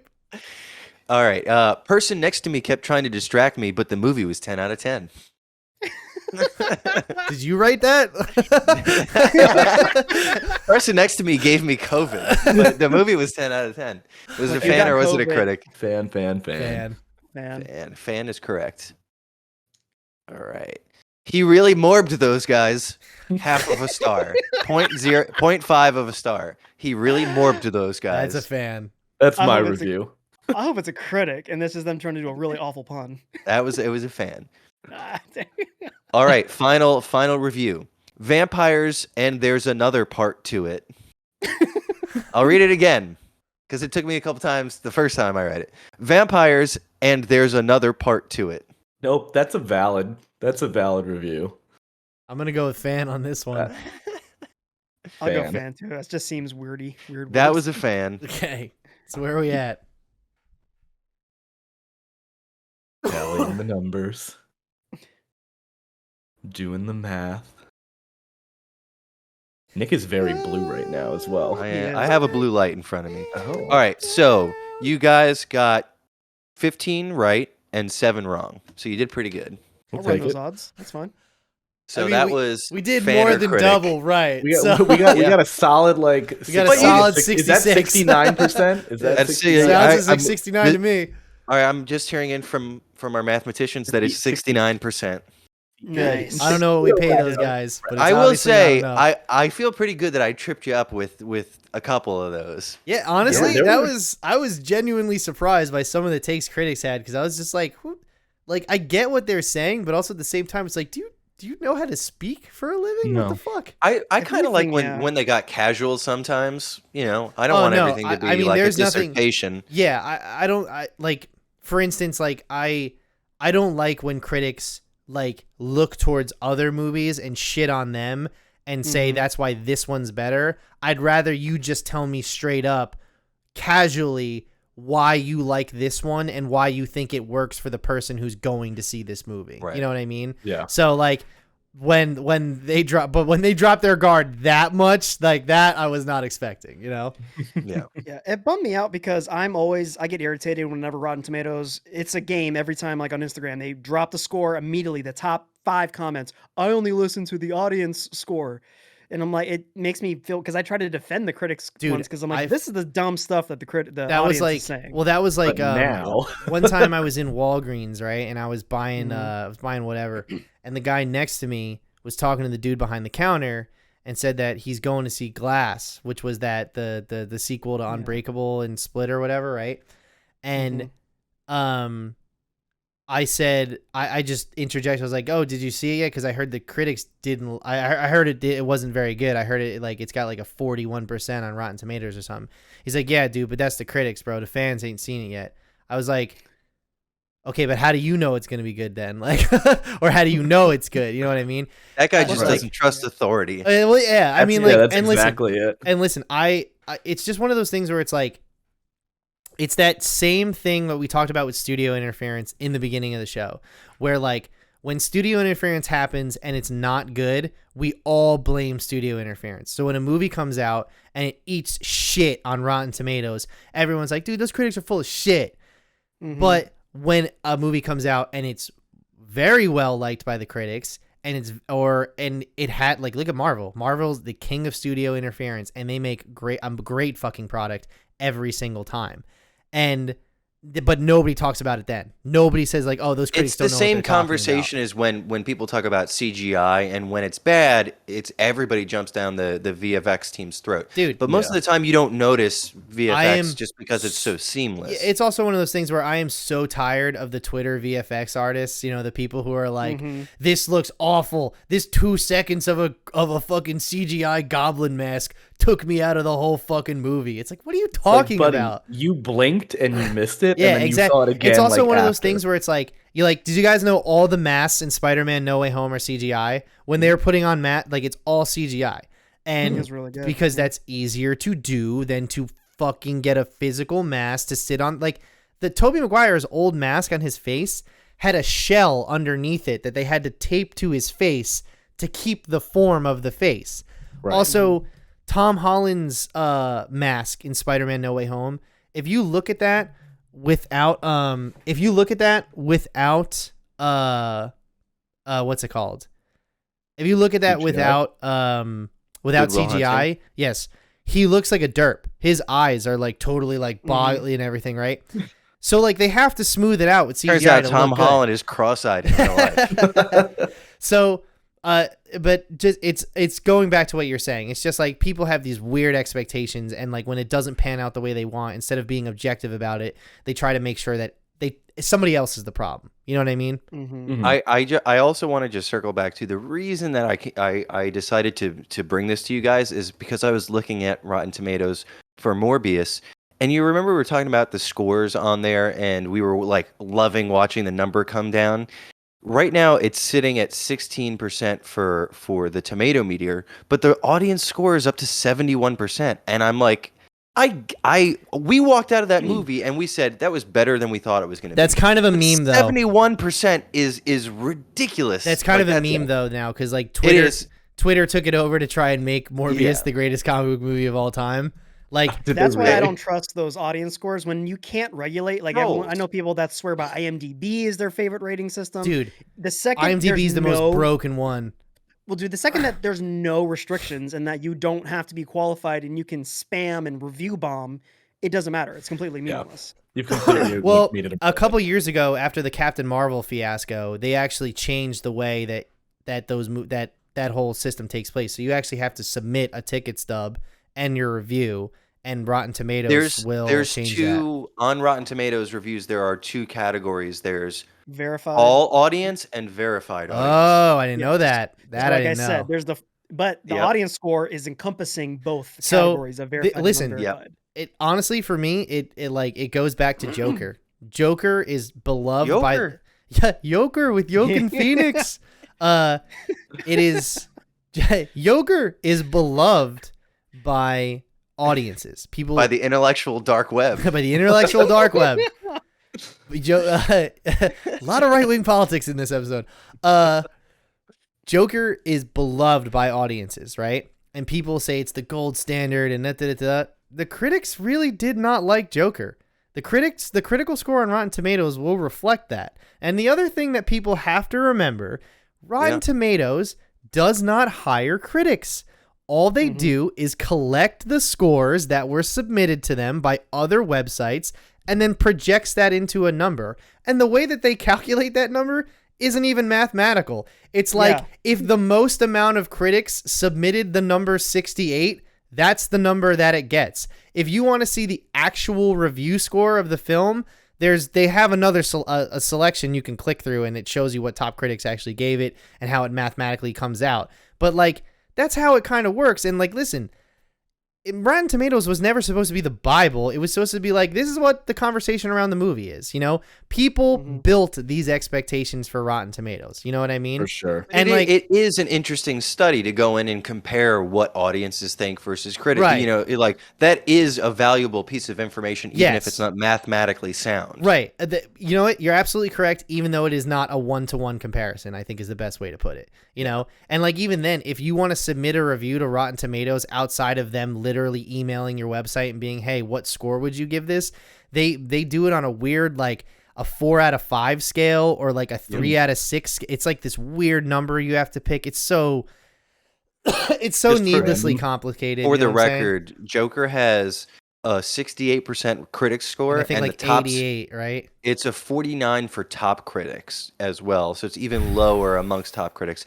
88% verified audience and a 90% all audience. Yeah. See, I mean, like, look, bunch of dumb people who haven't seen Taxi or King of Comedy in their life. They're like, man, who's Scorsese? Never heard of that guy. This movie is great. Don't start. We are very divided on Joker on this podcast. I hate Joker. Very divided. You hate it? I hate the Joker. It's a terrible movie. We'll have to come back and do a retrospective because I want to talk to you about that. Yeah, I mean, like, my whole thing is I will give credit where credit's due. The direction, the production design, and the performance is amazing. Everything else is just like, what is going on? So, all right. I don't want to get into it either. Let's not get into it because we're finally at the point where we're here to talk about what we all saw this weekend. We saw, what's his name? Robert Eggers. RuPaul season 14 finale. I should be watching that right now, but I'm here with you guys. Thank you, Nick. Yeah. We saw Robert Eggers, the Northman. And boy, oh boy, was it something. Oh my God. I haven't seen The Lighthouse yet. However, I did see The Witch back in 2016 when that came out. And I was very impressed by that film, even though it is not a Hollywood film at all. It was not what I was expecting. It was not like a scare a minute. I don't even think it's an A24 production, right? AJ, you would know. I think it is. Let me check. I mean, Either way, this one definitely isn't because they were not giving him this budget to get this film made. That being said, right off the bat, let's start with non-spoilers. I don't care if we go over a little bit. We have time. That being said, let's 2-4. Okay. Non-spoilers just to get off the ground. I loved every second of this. I was a little hesitant going into it because I heard it was billed as like a Viking Braveheart situation where there's like a battle every 10 minutes. And then when I listened to some of the critics that I like come out of it and saying it's not that movie, but it's still incredible, I was like, okay, let's see. I don't know. I don't want to be bored. You know how I am. I kind of have an ape brain. From the very first scene, I was just sucked into the story, into the world, into the production design is absolutely beautiful. The dialogue sings off the page. The performances are fucking brutal. The action, when there is action, is absolutely visceral. And the only critique I have of it is that it might be a little bit too slow and staged. I think it could have been a little bit more chaotic. Like I said, only in the smallest degree, and we can get into that in spoilers. Other than that, though, if you like film at all, you have no reason not to watch this. This is fucking incredible. It's high praise. So I completely agree with all of that, minus the it being slow in some parts. I mean, I really, really, really love the way that they decided to base it off of kind of like loosely Hamlet. Like you're taking it and you're putting it that way because Liz said the Lion King while we were watching it. Well, she's not wrong. Yeah, which is also based off Hamlet. Yeah. But I think the biggest part about that, and it really struck me for this whole movie, was the fact that it was like, I am not here to connect with these characters on an emotional level. I'm not here to feel the pain that they are feeling. You are getting like a true Shakespearean Greek tragedy where it's like this character is this emotion, that character is that emotion.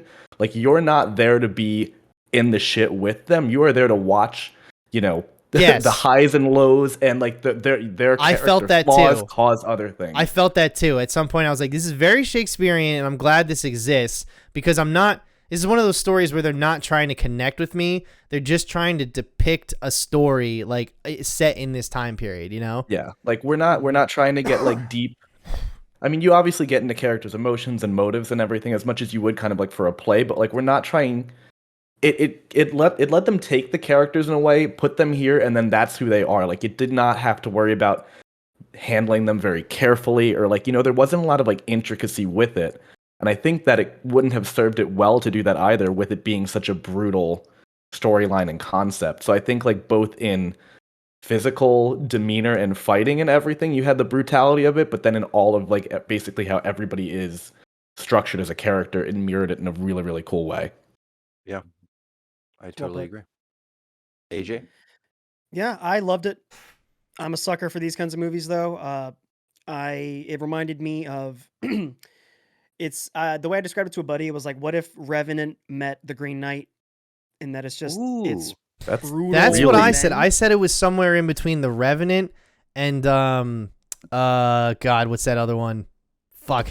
But yeah, you're right. That's exactly what I was saying. But that's what I liked about it. It's just a good old-fashioned revenge story, and it's beautifully done, artistically done. I thought the performances were incredible. It just looked pretty. I imagine that they used real locations. I did not look that up, although I'm sure I could easily find out. This was a very expensive period piece. This was $90 million. Well, then they went there. They went there then. Yeah, they needed to.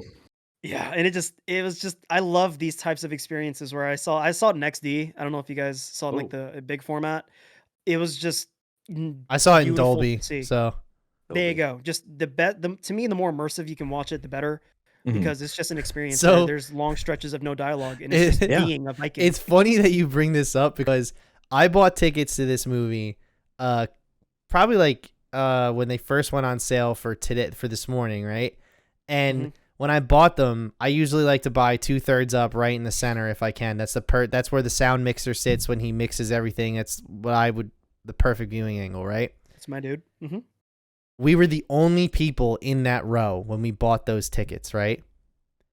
I get into the theater. There is literally no one else in the theater besides for one fucking guy, and he bought the seat right next to me. So it's me, Liz, Sure, and this popcorn. dude. And there's just the three of us sitting there. And this fucking asshole, when we sat down, he had his phone in Liz's cup holder. He saw us coming. Liz sits down. And it took him a full 3 minutes for him to be like, I was like, what do you think? We were going to move? Like, dude. My theater was full. Like, Mine was packed. I could, like, the only ticket I could get was in the second row. Like, it was full. And, like, to the point where, like, when the movie ended, people clapped. It was like one of those experiences. Wow. Like, You got to see it with a good crowd. Yeah, That 'cause crowd that's didn't get it crazy. at all. oh my god, everybody was into it with this crowd. I saw it on what Sunday at like or Saturday. I'm sorry, Saturday at like 4:30 too. It wasn't even like I was doing like, you know. I mean, well, the other thing is that like, so this movie did not make money at the box office. This movie pulled in worldwide about like 25 million. And That sucks. listen, does suck. it pisses me off because all those fucking idiots, all those super film buffs who are like, there's nothing original anymore. It's all remakes or superhero movies. Well, bitches, you got this Yeah. and you got, what was the other one that came out this weekend? Unbearable Weight. Unbearable Weight. Yeah. You got two great original films that came out this weekend, and you're not giving them your money. So, like, that's They're why they seeing don't bad make guys. them. That's You all. know? This was just a remake of The Lion King, so it's not really that original. Yeah, like we knew what And was God gonna damn it, they happen. already tried that. I think one thing that we haven't really touched on, though, that's important. I agree with everything that you guys have said, pretty much. But also, I just really loved visually how they heightened the Norse mythology and used special effects sparingly but super effectively to really make it feel like you were immersed in the culture rather than just seeing a period piece. Yeah, Right. that was that. I was gonna go a little bit. Well, I'll go more into it when we talk, like, you know, post spoilers and everything. But I got like a lot of like Guillermo del Toro, like magical realism elements of it, where things were put there to, like you said, heighten kind of the lore and all of the Now- whole backing of it, but still being like you're kind of like, is this happening? Is this real? Yes. Yeah. Have you seen The Witch at all? Have any of you guys seen The Witch? I have. haven't I seen it. did That's a straight lot up years like ago. that's exactly how The Witch is like, where it's like I don't know if this is really happening or not. However, Yeah. since I feel like this was telling a more forward story, they kind of, you know, they gave justification to those more supernatural elements, which I really, really enjoyed. I mean, it's the same. Like AJ said, Green Knight had a lot of, but like that Yeah. on steroids. Yeah. Where you know, like you see the giants, and I'm like, what is this real Yeah. or not? So I mean, like I said, I think it's not so much the story. Like I always say, there's no bad ideas in Hollywood. There's only poor execution, right? Because this is really a by the numbers revenge tale, you know. Yeah. But I feel Yeah, like this it's is the real classic. slow burn. It's not even really a slow burn. Like it's just they're just telling a story. The storytelling is super immersive. And yo, when I got out of this movie, I was like, I gotta play fucking Valheim again, because That's literally the what I thought. production design is incredible.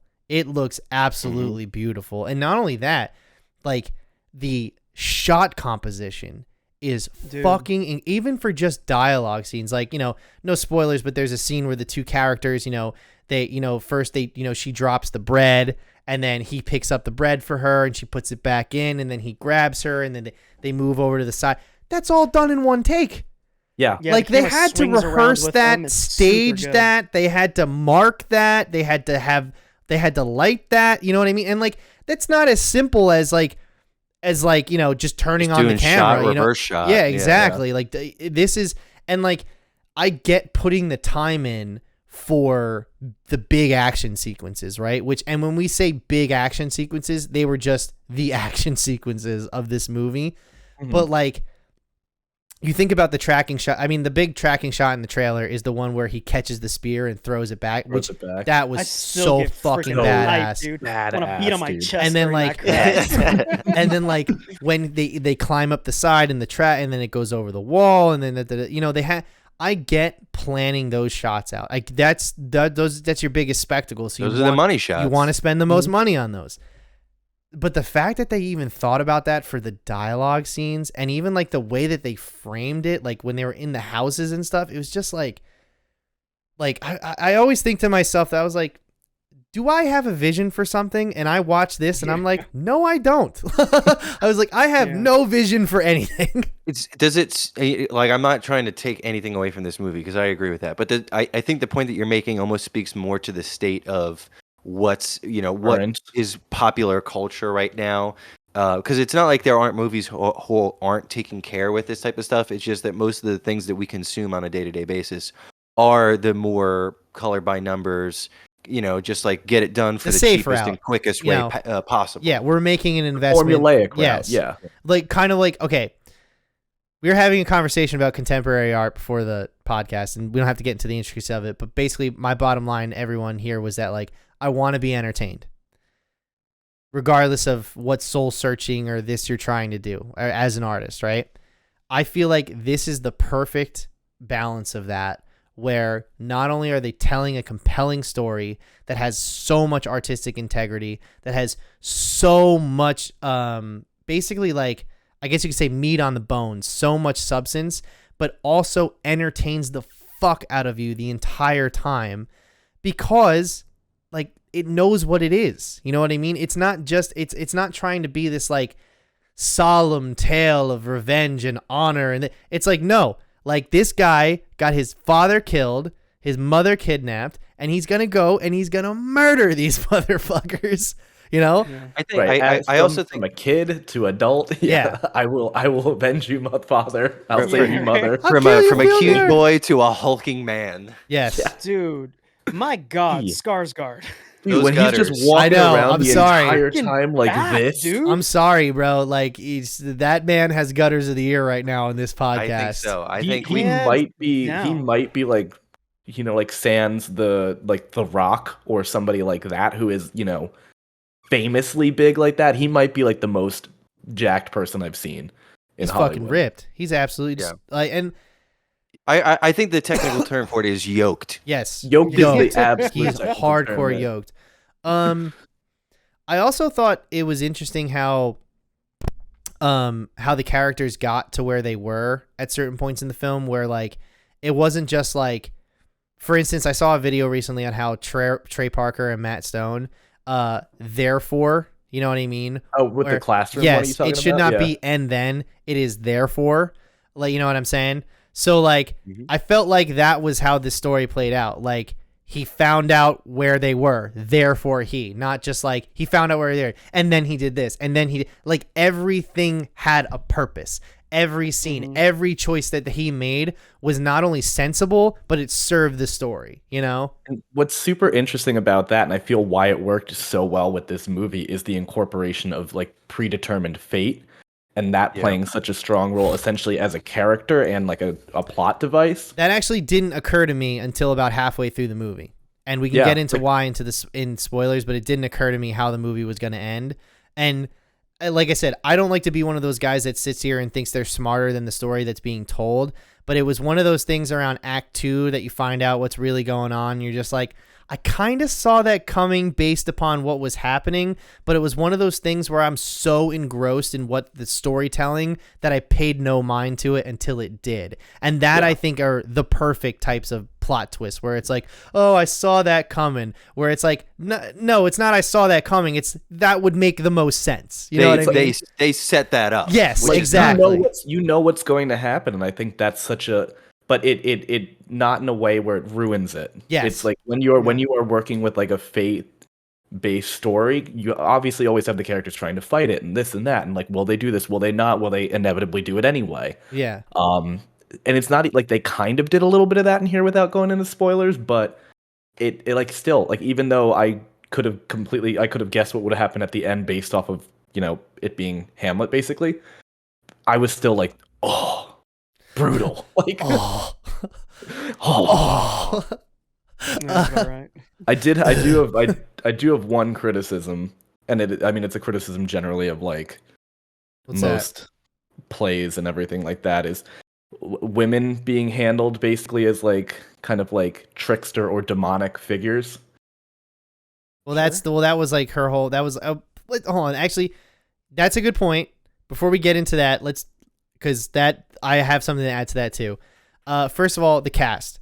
Alexander Skarsgård. He's playing Aboleth, or I think that's his name. Amleth. Amleth. It's basically Hamlet without Oh, age. okay, that makes total sense. Yeah. Amleth, and then we have his uncle, who is played by a guy that looks like Ethan Hawke, He's Filner is his name. Nicole Kidman, Filner. famous for Heartbreak, feels good in a place like this. Famous for ruining the mood of every movie at AMC theaters. Yeah. That's hysterical. That being said, she was great in this. And Anya Taylor-Joy is Olga, and Olga. she was fucking awesome in this. I honestly, I watched this movie, I was like, she's bad in nothing. I have never seen anything I don't like her in, and I think this is my favorite movie I've seen her in. She was really good. She was really, really good. And then I'm trying to think if there was and Willem Dafoe, obviously always great. However small his character might have turned out to be. Same with Bjork. Ethan Hawke. Oh, Bjork. True. I thought she would have more to do, but she was fine in her capacity. And Ethan Hawke, hey man, listen, you should have done more of this movie than Moon Knight, because this movie made me like you again. I think he was my favorite performance in the whole movie. Possibly, He was great. really Yes. brought So a good. lot of presence. Yeah. Speaking of presence, the actual, like, I guess you could say, like, the atmosphere of the film, although it felt like very heavy and it didn't feel dreadful. And like, one of the things I heard was that the film didn't look good inside in the interior shots because they didn't light it properly. And I was like, are you fucking stupid? I was like, this movie looks amazing. Like, they would only have fires to light their way. You know what I mean? So That's like, how of it course the sucked inside. interiors At would look nighttime, like that. It sucked. Yeah. No, yeah. That was what I got a lot out of this. Like when they were walking like through the village, and like the floor of the village is just like 4 inches of mud, and people are walking around in their feet. I'm just like, that's true, dude. God I would have never. damn it. I would have never been it. Like if I got hired as an actor on this movie, I would have never made it because I would You get a pair of those Bruce Willis feet. I Get the get Bruce trench Willis. foot immediately. Like Are you prone to trench foot, Pat? in that much fucking mud. He's prone to everything. Apparently. So, but yeah, man, it looks like they were wet and uncomfortable. So The shots that stood out the most to me, outside of any like the special effects shots, were the exterior night shots when they were walking around by moonlight. I thought Yeah. how they went Fox. with like a almost like silver and blue tones. Yeah, when he was like with the fox, all of that I thought it looked like a painting. It was beautiful. no warm tones the entire movie until the end. until the end. Yeah. Until the They end. fight on Mustafar. Yeah, when they I fight was on thinking the Mustafar. same thing. That's what- I'm so glad all of us were like, yeah, that's what they did. yeah, Bunch of dorks. bunch of fucking Star Wars nerds in here. All right, Like yeah. somebody light up those swords. I can't wait. I can't wait for the edit. All right. Mhm. Speaking of lighting up, I'm about to go light up the bathroom. You guys keep talking. I can't hold it anymore. To you, bro. That's Keep the best talking. segue he had the whole episode. Oh my god. What did you guys think about like the like actual brutality and how it was shown? Like one of the things that super stands out to me is when it's not going to spoil too much, but like the figure that is basically made out of corpses, like that we pinned up on the wall. Yeah, Mhm. that was hardcore. Yeah. That was very savage. I loved that. I loved the brutality because it's very, when you have these types of movies where it's a Viking movie, so they pillage, some poor village. It's savage, and it's supposed to be savage. And that scene actually kind of messed me up a little bit. Dude, with when they put everybody in that house. Yeah, when Yeah. it's them being Vikings, and Yeah. it's just this is our property and stuff now. I'm like, that was, thank God. I would not do well back then of just like, hey, tomorrow would. some dudes could just come into your house and just, it's their house now. Raise the village. Like Yeah. Yeah, I that's think it's just like savage. I can't believe anybody had families back then. It's like I would How did be we like, survive that yeah, I as think a like species. I think existentialism didn't happen yet in Yeah. humanity at like, It's true. 900 AD from the Well, sense of like, you're like, oh my God, I might die tomorrow of the consumption. So every yeah. day you were fighting to survive, so you didn't have time to stop and think about it. yeah. Mhm. But God, it made me want to do friggin' pull-ups afterwards. Like the scene Yeah. where they're I like was dancing by so the fire. I was All so of 'em just inspired. jacked. I was Oh, like, yeah. God damn, they're all massive. I gotta get in These shape. people. But no, And you know what Pat would say? He'd be like, "Yeah, that's attainable in like 6 months. You could have a body like that." Yeah. Pat's Oh, like, no, I'm dude, like that's- 3 to 4 weeks away from having that. Yeah, No. I'm so close to Skarsgård, you guys don't even know.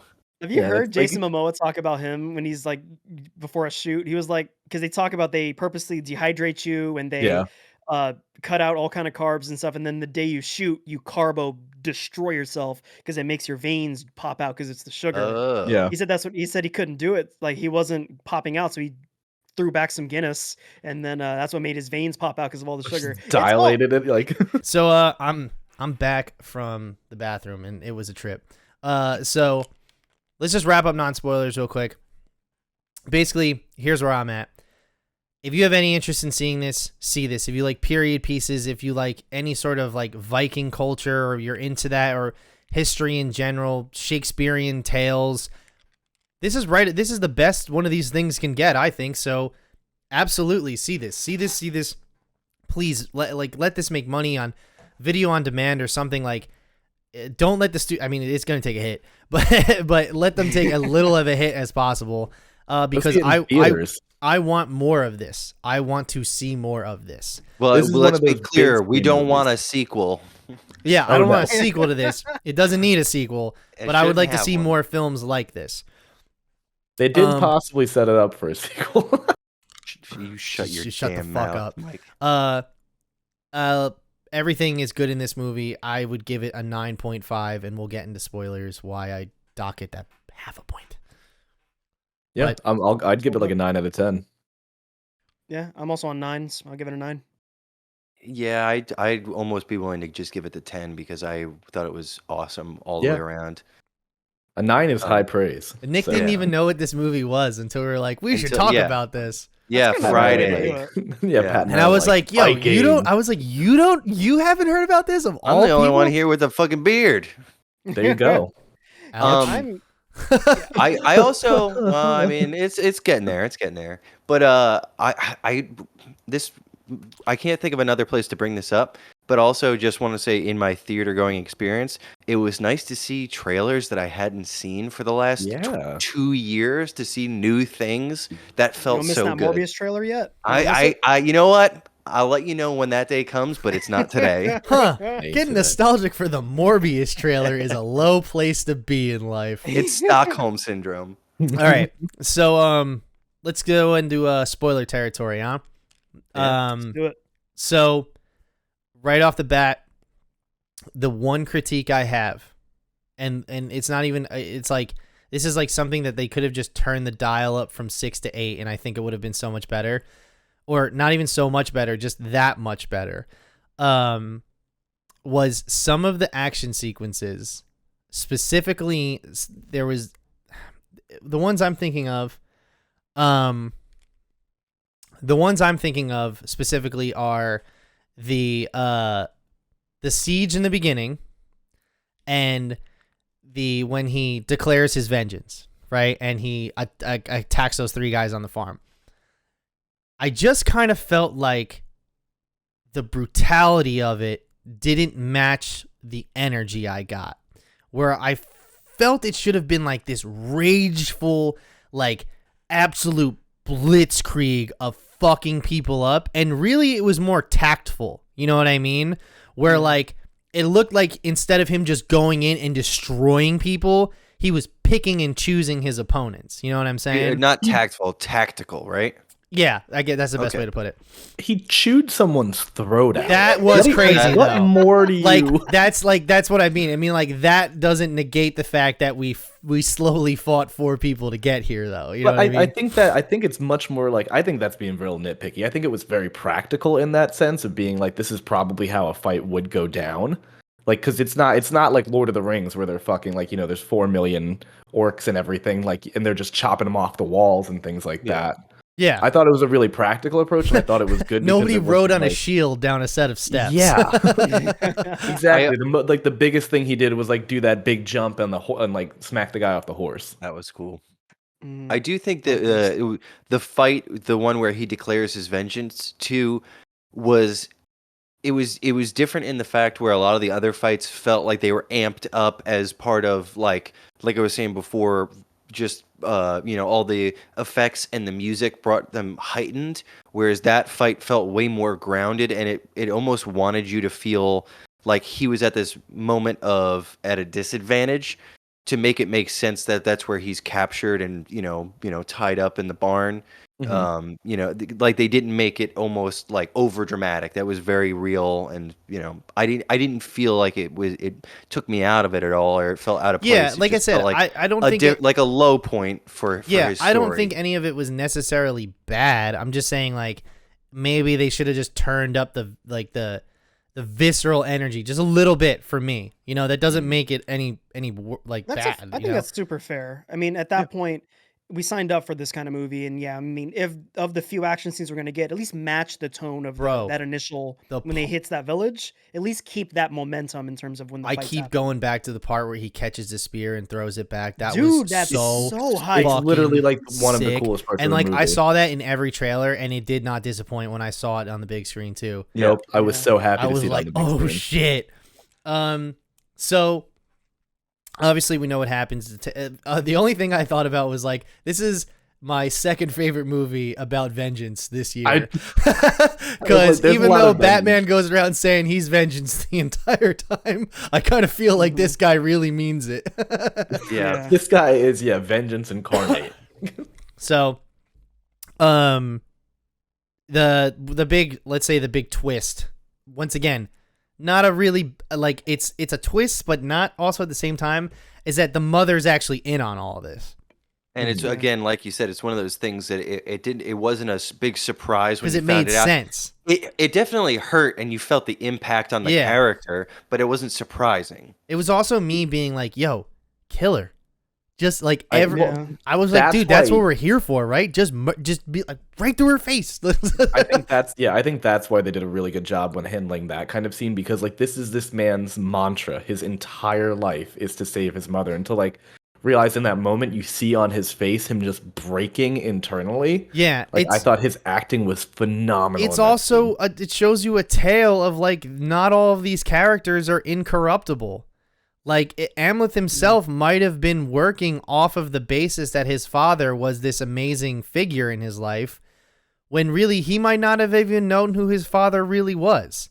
But I mean, ultimately that goes back to the character. Like, what did it mean to him? And I felt like his mom's just a total bitch. Like you don't know which way it is. Exactly. Well, she split moves on him at the end. I think she just has that survival instinct that was of so being around, gross.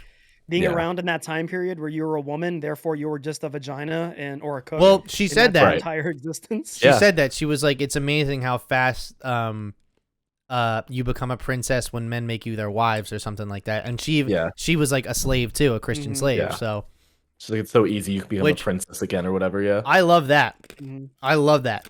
I love that whole plot line that they took down the Christian monastery, and then they they killed all the men. They killed a bunch of the children too.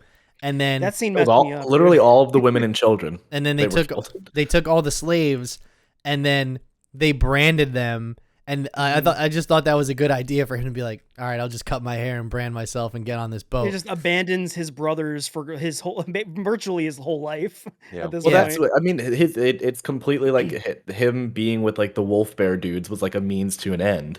Yeah. It's just continually driving him towards his fate. I just realized I made this connection, but this is going to sound weird. A lot of similar feelings evoked in watching it that I got from Mandy, where it's just this man on a mission, and just the visceral brutality, and obviously there's a lot of just primal screams that came out of Stellan Skarsgård, or which Skarsgård is this? Alexander Skarsgård. And Nick Cage, just like such, one track mind. My mission is the only thing that matters. Well, that's what I initially thought too. But I like when they're talking outside the one hut, and he's like, "I will haunt this farm until it is time to take my vengeance."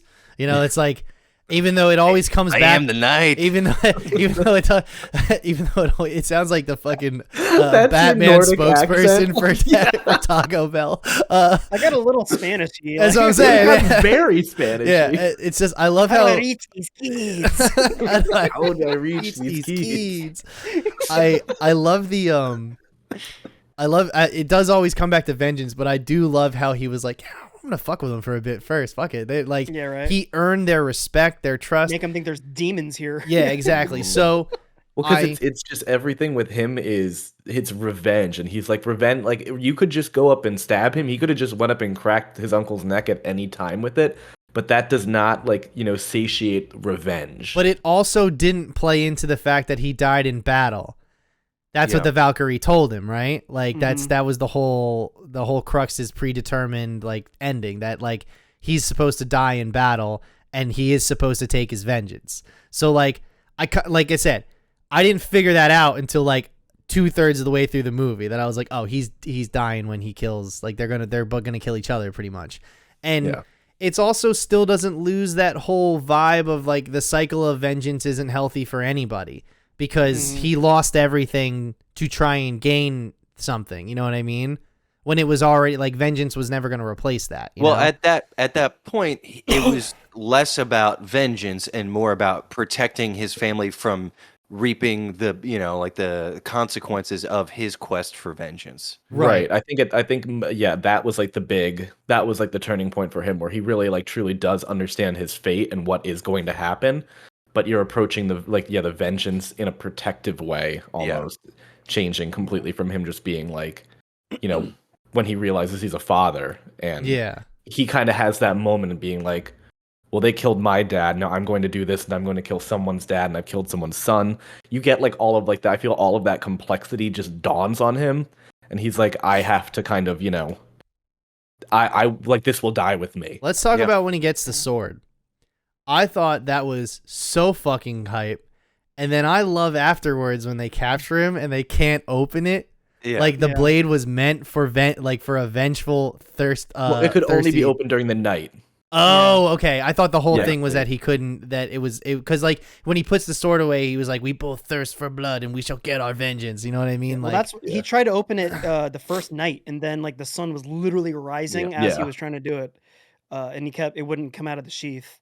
I thought that was great. I thought the disrespect was hilarious, where he chops dude's head off and then shoves it up his butt. And I'm like, dude, that's just dude, that's Viking style right there. That fight right there, that felt such like a video game, and I know it's because I've been playing so much Dark Souls. Ring. It felt Elden Ring. It felt so much like a FromSoft like actual fight, because it's like you go up and there's an item, and then you go to take it, and then there's a big thing, and it's just like you beat the shit out of him, he beats the shit out of you, you're rolling around, you're just like, it literally felt so like video game based. I was like, this is so much fun to watch. And like it was cool because it did have that airness of video gamey, but also like it was grounded. You know what I mean? Like, so the whole Odin thing is okay, you know how they fuck in the woods, and then they're like, how are we gonna fuck with these people? And she like prays to the earth, and like basically they're microdosing them with shrooms the entire time, right? They're more than microdosing. Yeah, they throw the That's whole a macro dose. Yeah, that's a god dose. That's right poison. Dudes start stabbing their own necks. And that was so crazy, dude. As the worst trip. One might say that's Final the trip. worst trip. So in this moment where like it's like this weird like they kind of use it's almost like she's like a sorcerer or something, and like I think that the sorcery is more like them just doing hallucinogens and having visions, and that's what guides them, you know what I mean? Because like they do the whole thing with Willem Dafoe in the beginning where they pretend they're dogs and they're like, drink the mead, and it's like the mead had the shrooms in it, you know what I mean? So later on to see that be a weapon later on, but also like the whole, like I said, the Odin thing. Like you saw Odin, the crows cut him down.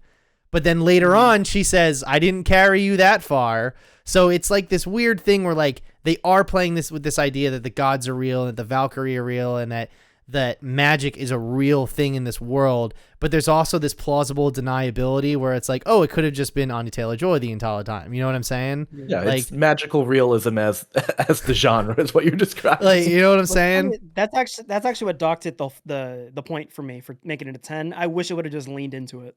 I wish it would have. Go ahead. No, sorry. please. I wish that gods were real in this world. It's Norse folklore. So I wish this was a folklore film where there wasn't really a question, that it wasn't the whole him grabbing the sword and was that in my head, or did that? No, I wish the zombie really attacked him, because I can accept that, and I'm fully prepared to accept that. I disagree with you on that, but I like from the standpoint of this is a man versus man tale.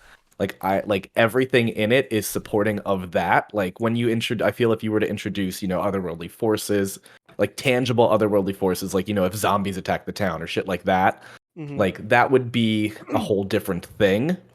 And I think it would take away from like you almost don't have to worry about him surviving the environment or anything, like he is going to, and it is purely a revenge thing where it's I will kill this man and that is it. So Like, how does the magic apply to the weapon though, not being able to open? That's my point, too. it's magical realism. Like there are elements of it where like he like where Odin, where like the crows, it's like it's playing into the belief system that this is what their life is, this is how they believe it, and this is like their practice. So kind of like it's almost true, but it's only true to a certain kind of like, it's not true to like a fantasy extent. I think what's interesting is it almost, it's like where is the line drawn? It could be anywhere in this gray that's a good way to put area, it, yeah. which is cool. And it could also get back to where do a lot of the traditions and beliefs from our own practices and cultures and religions in in our lives, where do they come from, and were they actually what the things in the book say, or is it slightly different and we've hyped them up over time? So I really enjoy the fact that it's in that gray area and you don't really know. It's also one of those moments where like, how like there's a lot of fantasy out there where they're just like magic. Like it's just magic. That's how it works. Magic. And I kind of like, you guys know me. I'm not big into like fantasy, magic, dragons and everything. Like I'm giving the Game of Thrones prequel a shot, but there's no guarantee I'm going to get through the whole thing. And like, my whole thing was because I was never into the idea of just like magic being the fucking answer, you know what I mean? And not going deeper than that. And I feel like the only aspect of this film that applies to is the sword. And because everything else though has pretty much, confirmation or like a plausible deniability behind it, like I can forgive that. You know what I mean? Plus, I also thought it was funny when the guy's trying to open the fucking sword and he can't, so he just throws it. I was just like, you don't want to leave that there, buddy. Like, well, I think that's the plausible deniability with it, is kind of like it's built into the fate kind of thing where it's like you can only do this at night. This is this. It's like it's kind of a plot device, but it also could be that the sword has just kind of got like a faulty catch and the guy couldn't do it. So like they only show him unsuccessfully opening the sword twice in the whole movie. Like him doing it once and then the dude without the nose doing it. So okay, I get what you're saying. Dude without the nose. Dude without the nose. That How guy he died? was okay. First of all, when that happened, I was like, oh, brutal. And I was like, we'll see him later. I didn't know that we were going to see him literally, 2 scenes later, after all that time. But man, the way he died, that was fucking sick. When that happened, that was the one time somebody in my theater started clapping, was when he got killed. Nice. That's good stuff. I thought Nicole Kidman should have died in that first scene. And I'm not a fan of, so like, you guys have all seen Gladiator, right? Yes. Yeah. The biggest thing. Got a lot of Gladiator vibes. Yes. That's, I think that's what it was. It was somewhere in between Gladiator and The Revenant was this for me. That's but good. the thing that pisses me and most people off who watch Gladiator is that Marcus Aurelius kills all those dudes the whole movie. And then the one fight that matters, Commodus cheats and stabs him in the back before he actually gets into the arena. So even though Marcus Aurelius kills Commodus still wins because he dies. And like, I get the whole point is he dies in battle. He goes to the gates of heaven, all that stuff, right? He meets his mother and child. Wife and son, all that shit, right? I get that. But I didn't like the fact that Commodus had to cheat his way into that battle. Like, that pisses everybody off about that movie. But it was very in character. And it's the only way exactly what he would have done. Exactly. Right. Yeah.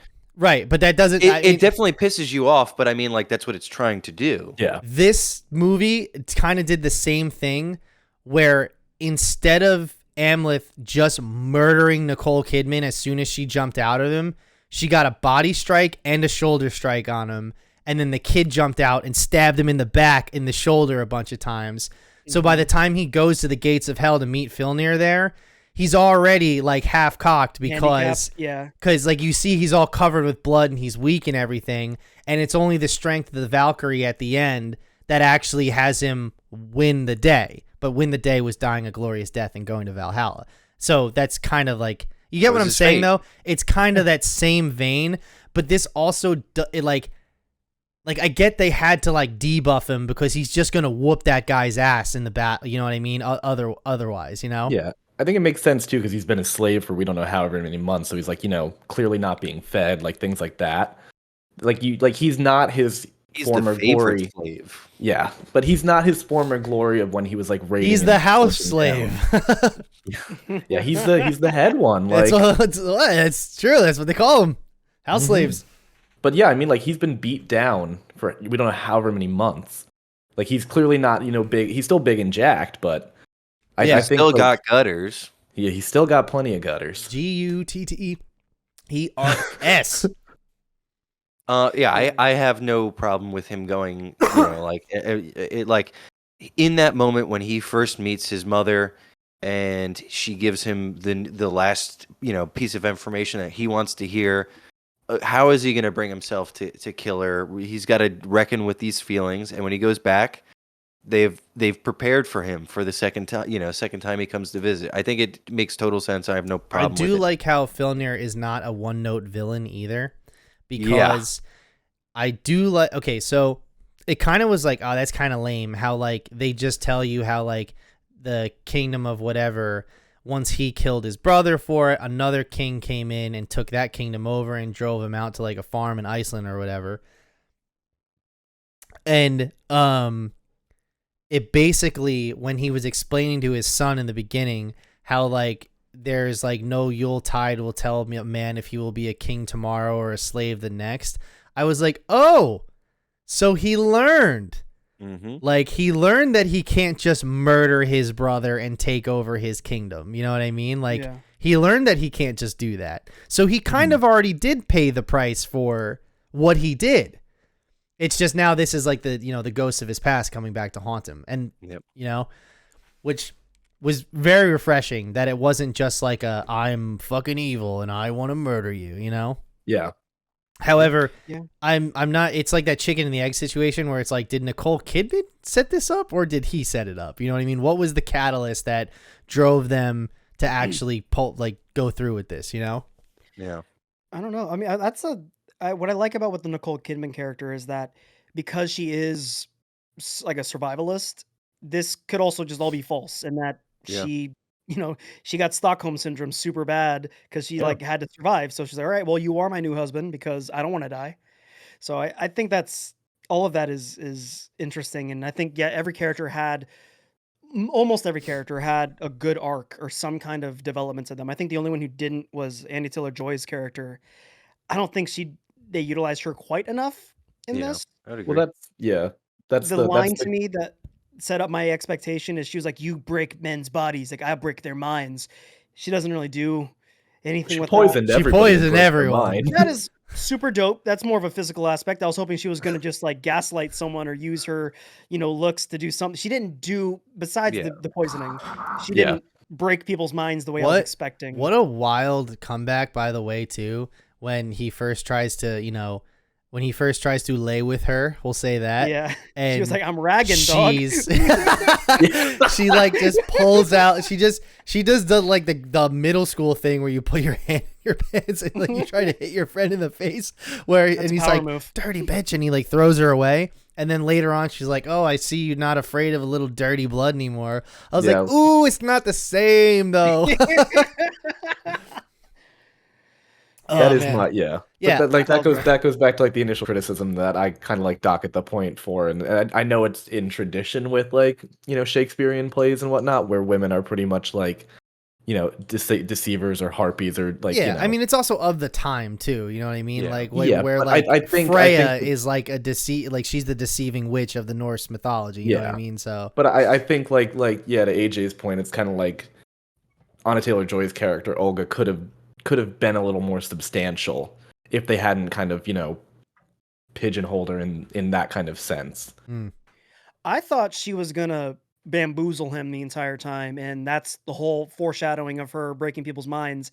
That was all a head game to get her freedom, is to cuddle up close to Interesting. Skarsgård. I thought that's what was gonna happen, and then when she's free, she's like, "All right, bye, I'm out," or whatever. Like she Peace. used him to get free. But I mean, I'm partially happy that didn't happen because then we get a little bit more of a happier ever after, and that with the theme, I guess happily ever after is not appropriate for this, but it certainly gives you that moment when he's magically is able to find out, hey, you're pregnant, which again, I wanted lean more into mysticism or reality for me Dude, personally. Well, they did talk the about depiction of the family tree was so funny.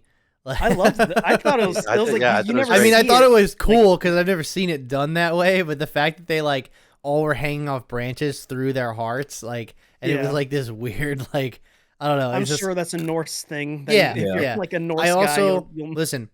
Ever since God of War 2018, Mhm. I'm not like super. I'm not like, oh, I'm a Norse head, but like, I have come to appreciate Norse mythology a little bit more, and we saw that in Midsommar when they were using the runes that were straight up out of Norse mythology.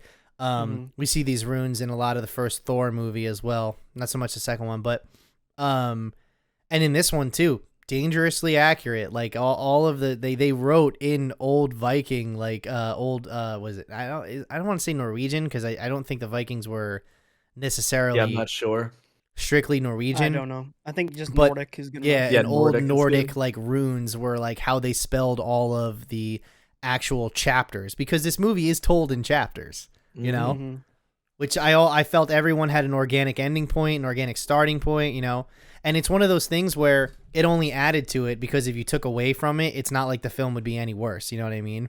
Yeah. Mhm. He said that if it wasn't for the budget and time, he would have had all the actors speaking Nordic too. Oh, yeah. Robert Oh, Eggers. wow. Yeah. He said that he's like, it's just that's not. He's like, we can't pull that off. with So what let we me have ask you guys a time question. for. How do you feel about him coming out and saying he didn't get final edit of the movie? I'm fine. I don't think have the a studio problem did a with pretty it. good If I'm job. giving this movie like, a near perfect score, Yeah, then I mean, like, Exactly. my whole thing is just like, I get it. Like, I get studios want to play it safe, and look, I'm totally like, not every director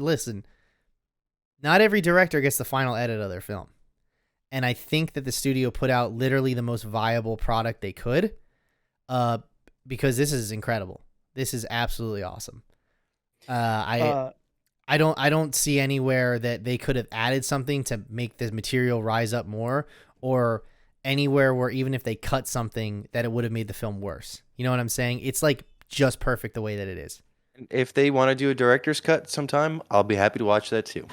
Yep. Absolutely. A 5-hour Zack Snyder cut. No, no, I no, mean, no, no, ever no. since the Snyder cut, I'm way more open to watching director's cuts.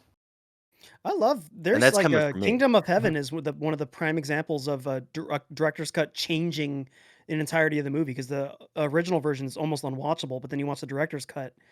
It is a very good movie. Speaking of which, it's made me kind of laugh. So I had no idea about your bit earlier, but I pulled up a few of my favorite audience reviews, Rotten Tomatoes, of Oh, The perfect. Northman. Do it. Because in terms of like, these are the like, I only listen to audience scores. Well, too gross, but I liked the ending with the 2 babies. 2.5 stars. Absolutely terrible dialogue. Plot was predictable. This wouldn't even make a good Saturday afternoon show to put on while taking a nap. We walked out after 30 minutes. 30 minutes in Jesus. over 2-hour movie. Also, like in the first 30 minutes, it is just pure like adrenaline. It's the Like, good stuff. Yeah, they really front load it with the action. yeah. Here we go. It's 135 minutes when it could have easily been 80, since there aren't more than 80 minutes of plot and story. The rest is a bunch of bros posturing like they just watched Fight Club and can't wait to show how, quote, manly they are to cover their lusting for each other's bodies. Oh my God. I mean, 2.5 I stars. did lust over Skarsgård's body. Yeah. Dude, if That's there's fair. one thing that this show did, it's just it made me gayer. Like, and I'm all for it. Like, Yeah. like I have come to appreciate these male bodies. Like I've There's never something thought I to would 'em. before. Exactly.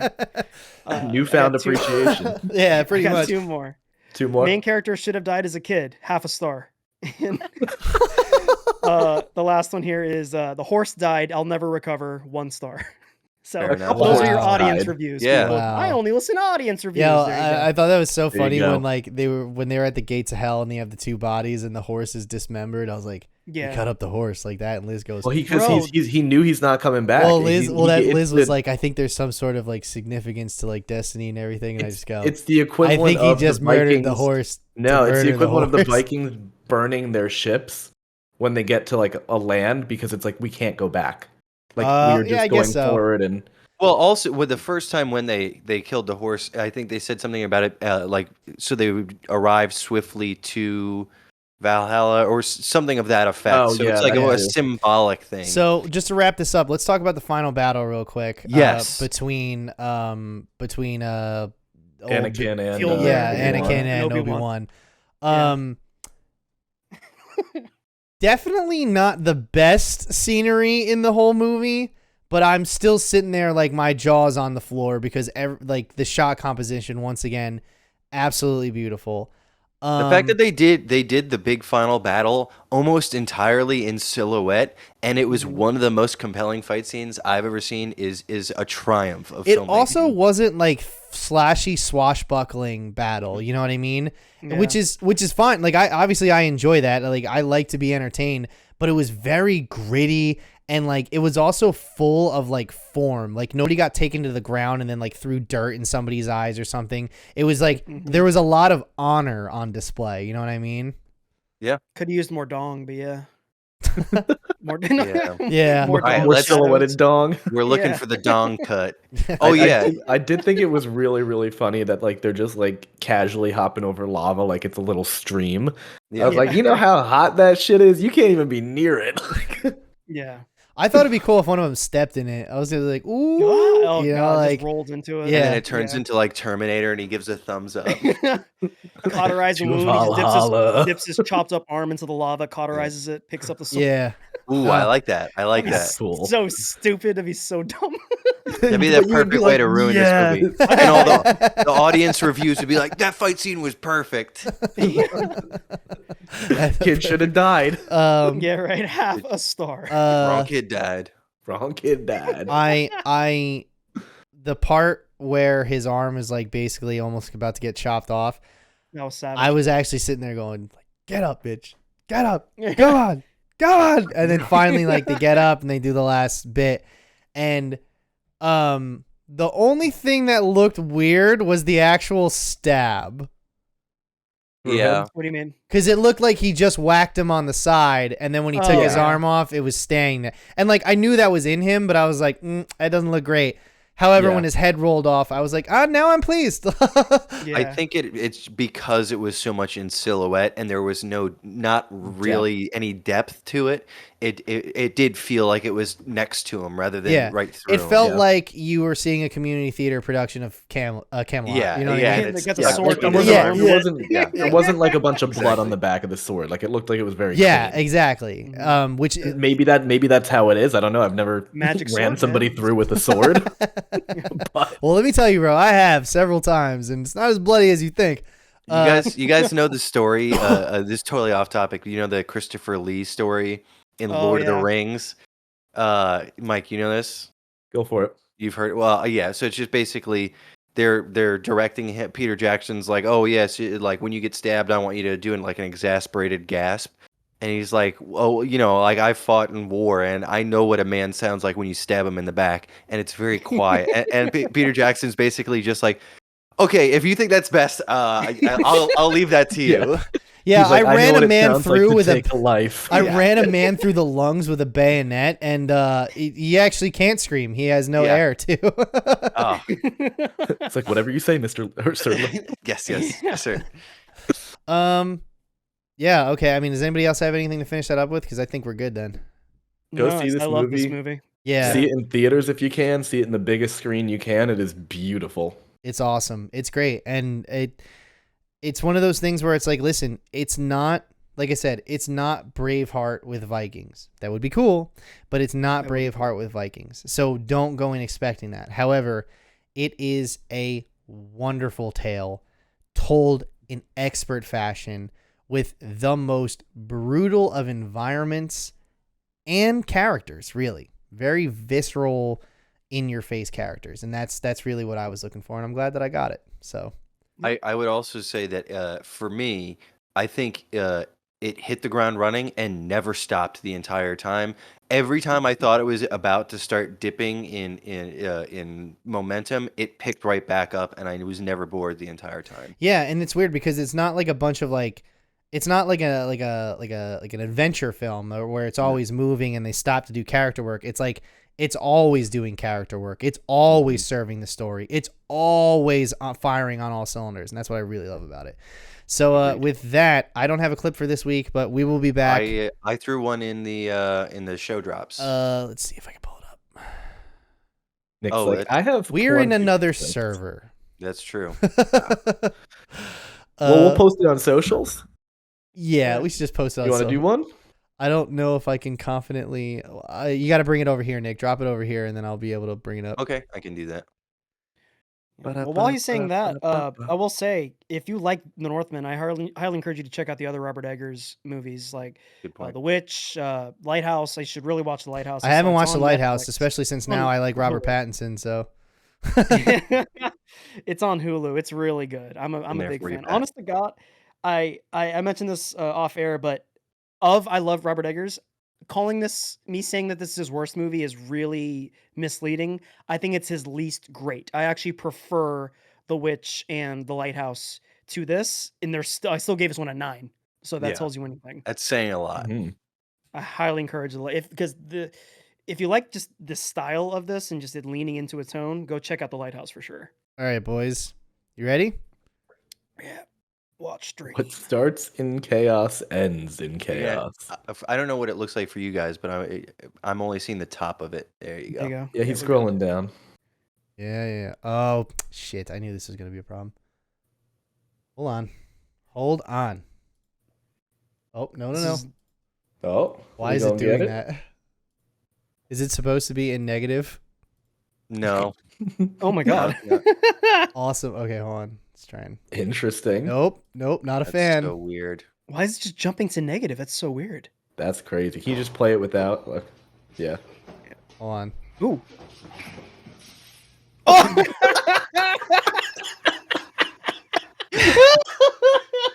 I feel like that cut out at the perfect time. Oh my god, that's hysterical. It's just That- this kid doing. I'm not entirely 360s sure in if a the stream bathroom. picked that up, but that was absolutely foul. Bro, can you run that back? Yeah, please play Yeah, that again. let's do that again. Hold on. It's That's so funny. yeah. Oh my god, that's the best. The stream is not a fan of. the Yeah, way I'm that we're not doing picking it up that's anymore. fine. Ooh. That's Hold on, fine. wait. Oh man, that was good. Pat, being that you're gonna have to oh, there we Oh, go. here we go. Nope, it's hates not it. a fan. Being that you're gonna have to edit this anyway, since it's chopped up, just throw the clip at the end. Yeah, I will, and you guys can just check it out at the end. So good. Hold on, let me just see it. 'Cause I just want to see it on my end again because like I caught it at the end there, but let's just see real quick Oh, here. it's working. It's playing. Oh my god, bro! I like how right at the last second you can see him pick his hands up to like Yeah. just like to get the vomit off of him. It's also one of those sudden realization things where you're just like, holy shit. Like someone threw up on me. Yeah. That's All the right. best. There's so much too. Well, I'll get that on the socials and we'll figure it out. But hey, listen, thanks so much for tuning in, everybody, and Thank you know, AJ for being Thank here yeah, with you, us. thanks AJ. AJ for sliding in Connor at the G. last second. Next Check week them out. we will be back in person, in studio, full blown show, top to bottom, none of this bullshit. I think, I mean, our recording schedule doesn't matter, but yeah, anything that you want to comment on, and anything that we talked about, comments Or below, anything go that ahead. we didn't talk Anything that about. we You didn't can leave a comment, comment and about that too. If you want to listen to 30 seconds of a highlight and then leave us a tone deaf comment, please, by all means, we love that shit. Yeah. And If someone should die in the beginning, rate us a half star. exactly. If you want to ask where was Spider-Man, go for it. If you came to this podcast and you expected Spider-Man, sorry we disappointed. Yeah. But yeah, so You'll get used to it. thanks so much for tuning in, and we will see you next week. Next week we're Yeah. back, baby, and we're going all summer. All summer. I don't know what we're gonna watch next Woo. week. or what we're We'll gonna do figure it next. out. Yeah, but Doctor Strange in 2 weeks, so I'm looking for. Oh wait, aren't I going on your show for that too? You're gonna be guest. Yeah, I guess. Fuck. We All right. Well, we got to figure that. that. We got to figure that out because my schedule's getting crazy. We're gonna have so- a multiverse Mars stuff. crossover. Whoa, it will be There you go. madness. That All right. works. Well, that just killed the whole thing. So I will see you guys. I mean, thanks so much for tuning in. We'll see you next time. Bye bye. Peace.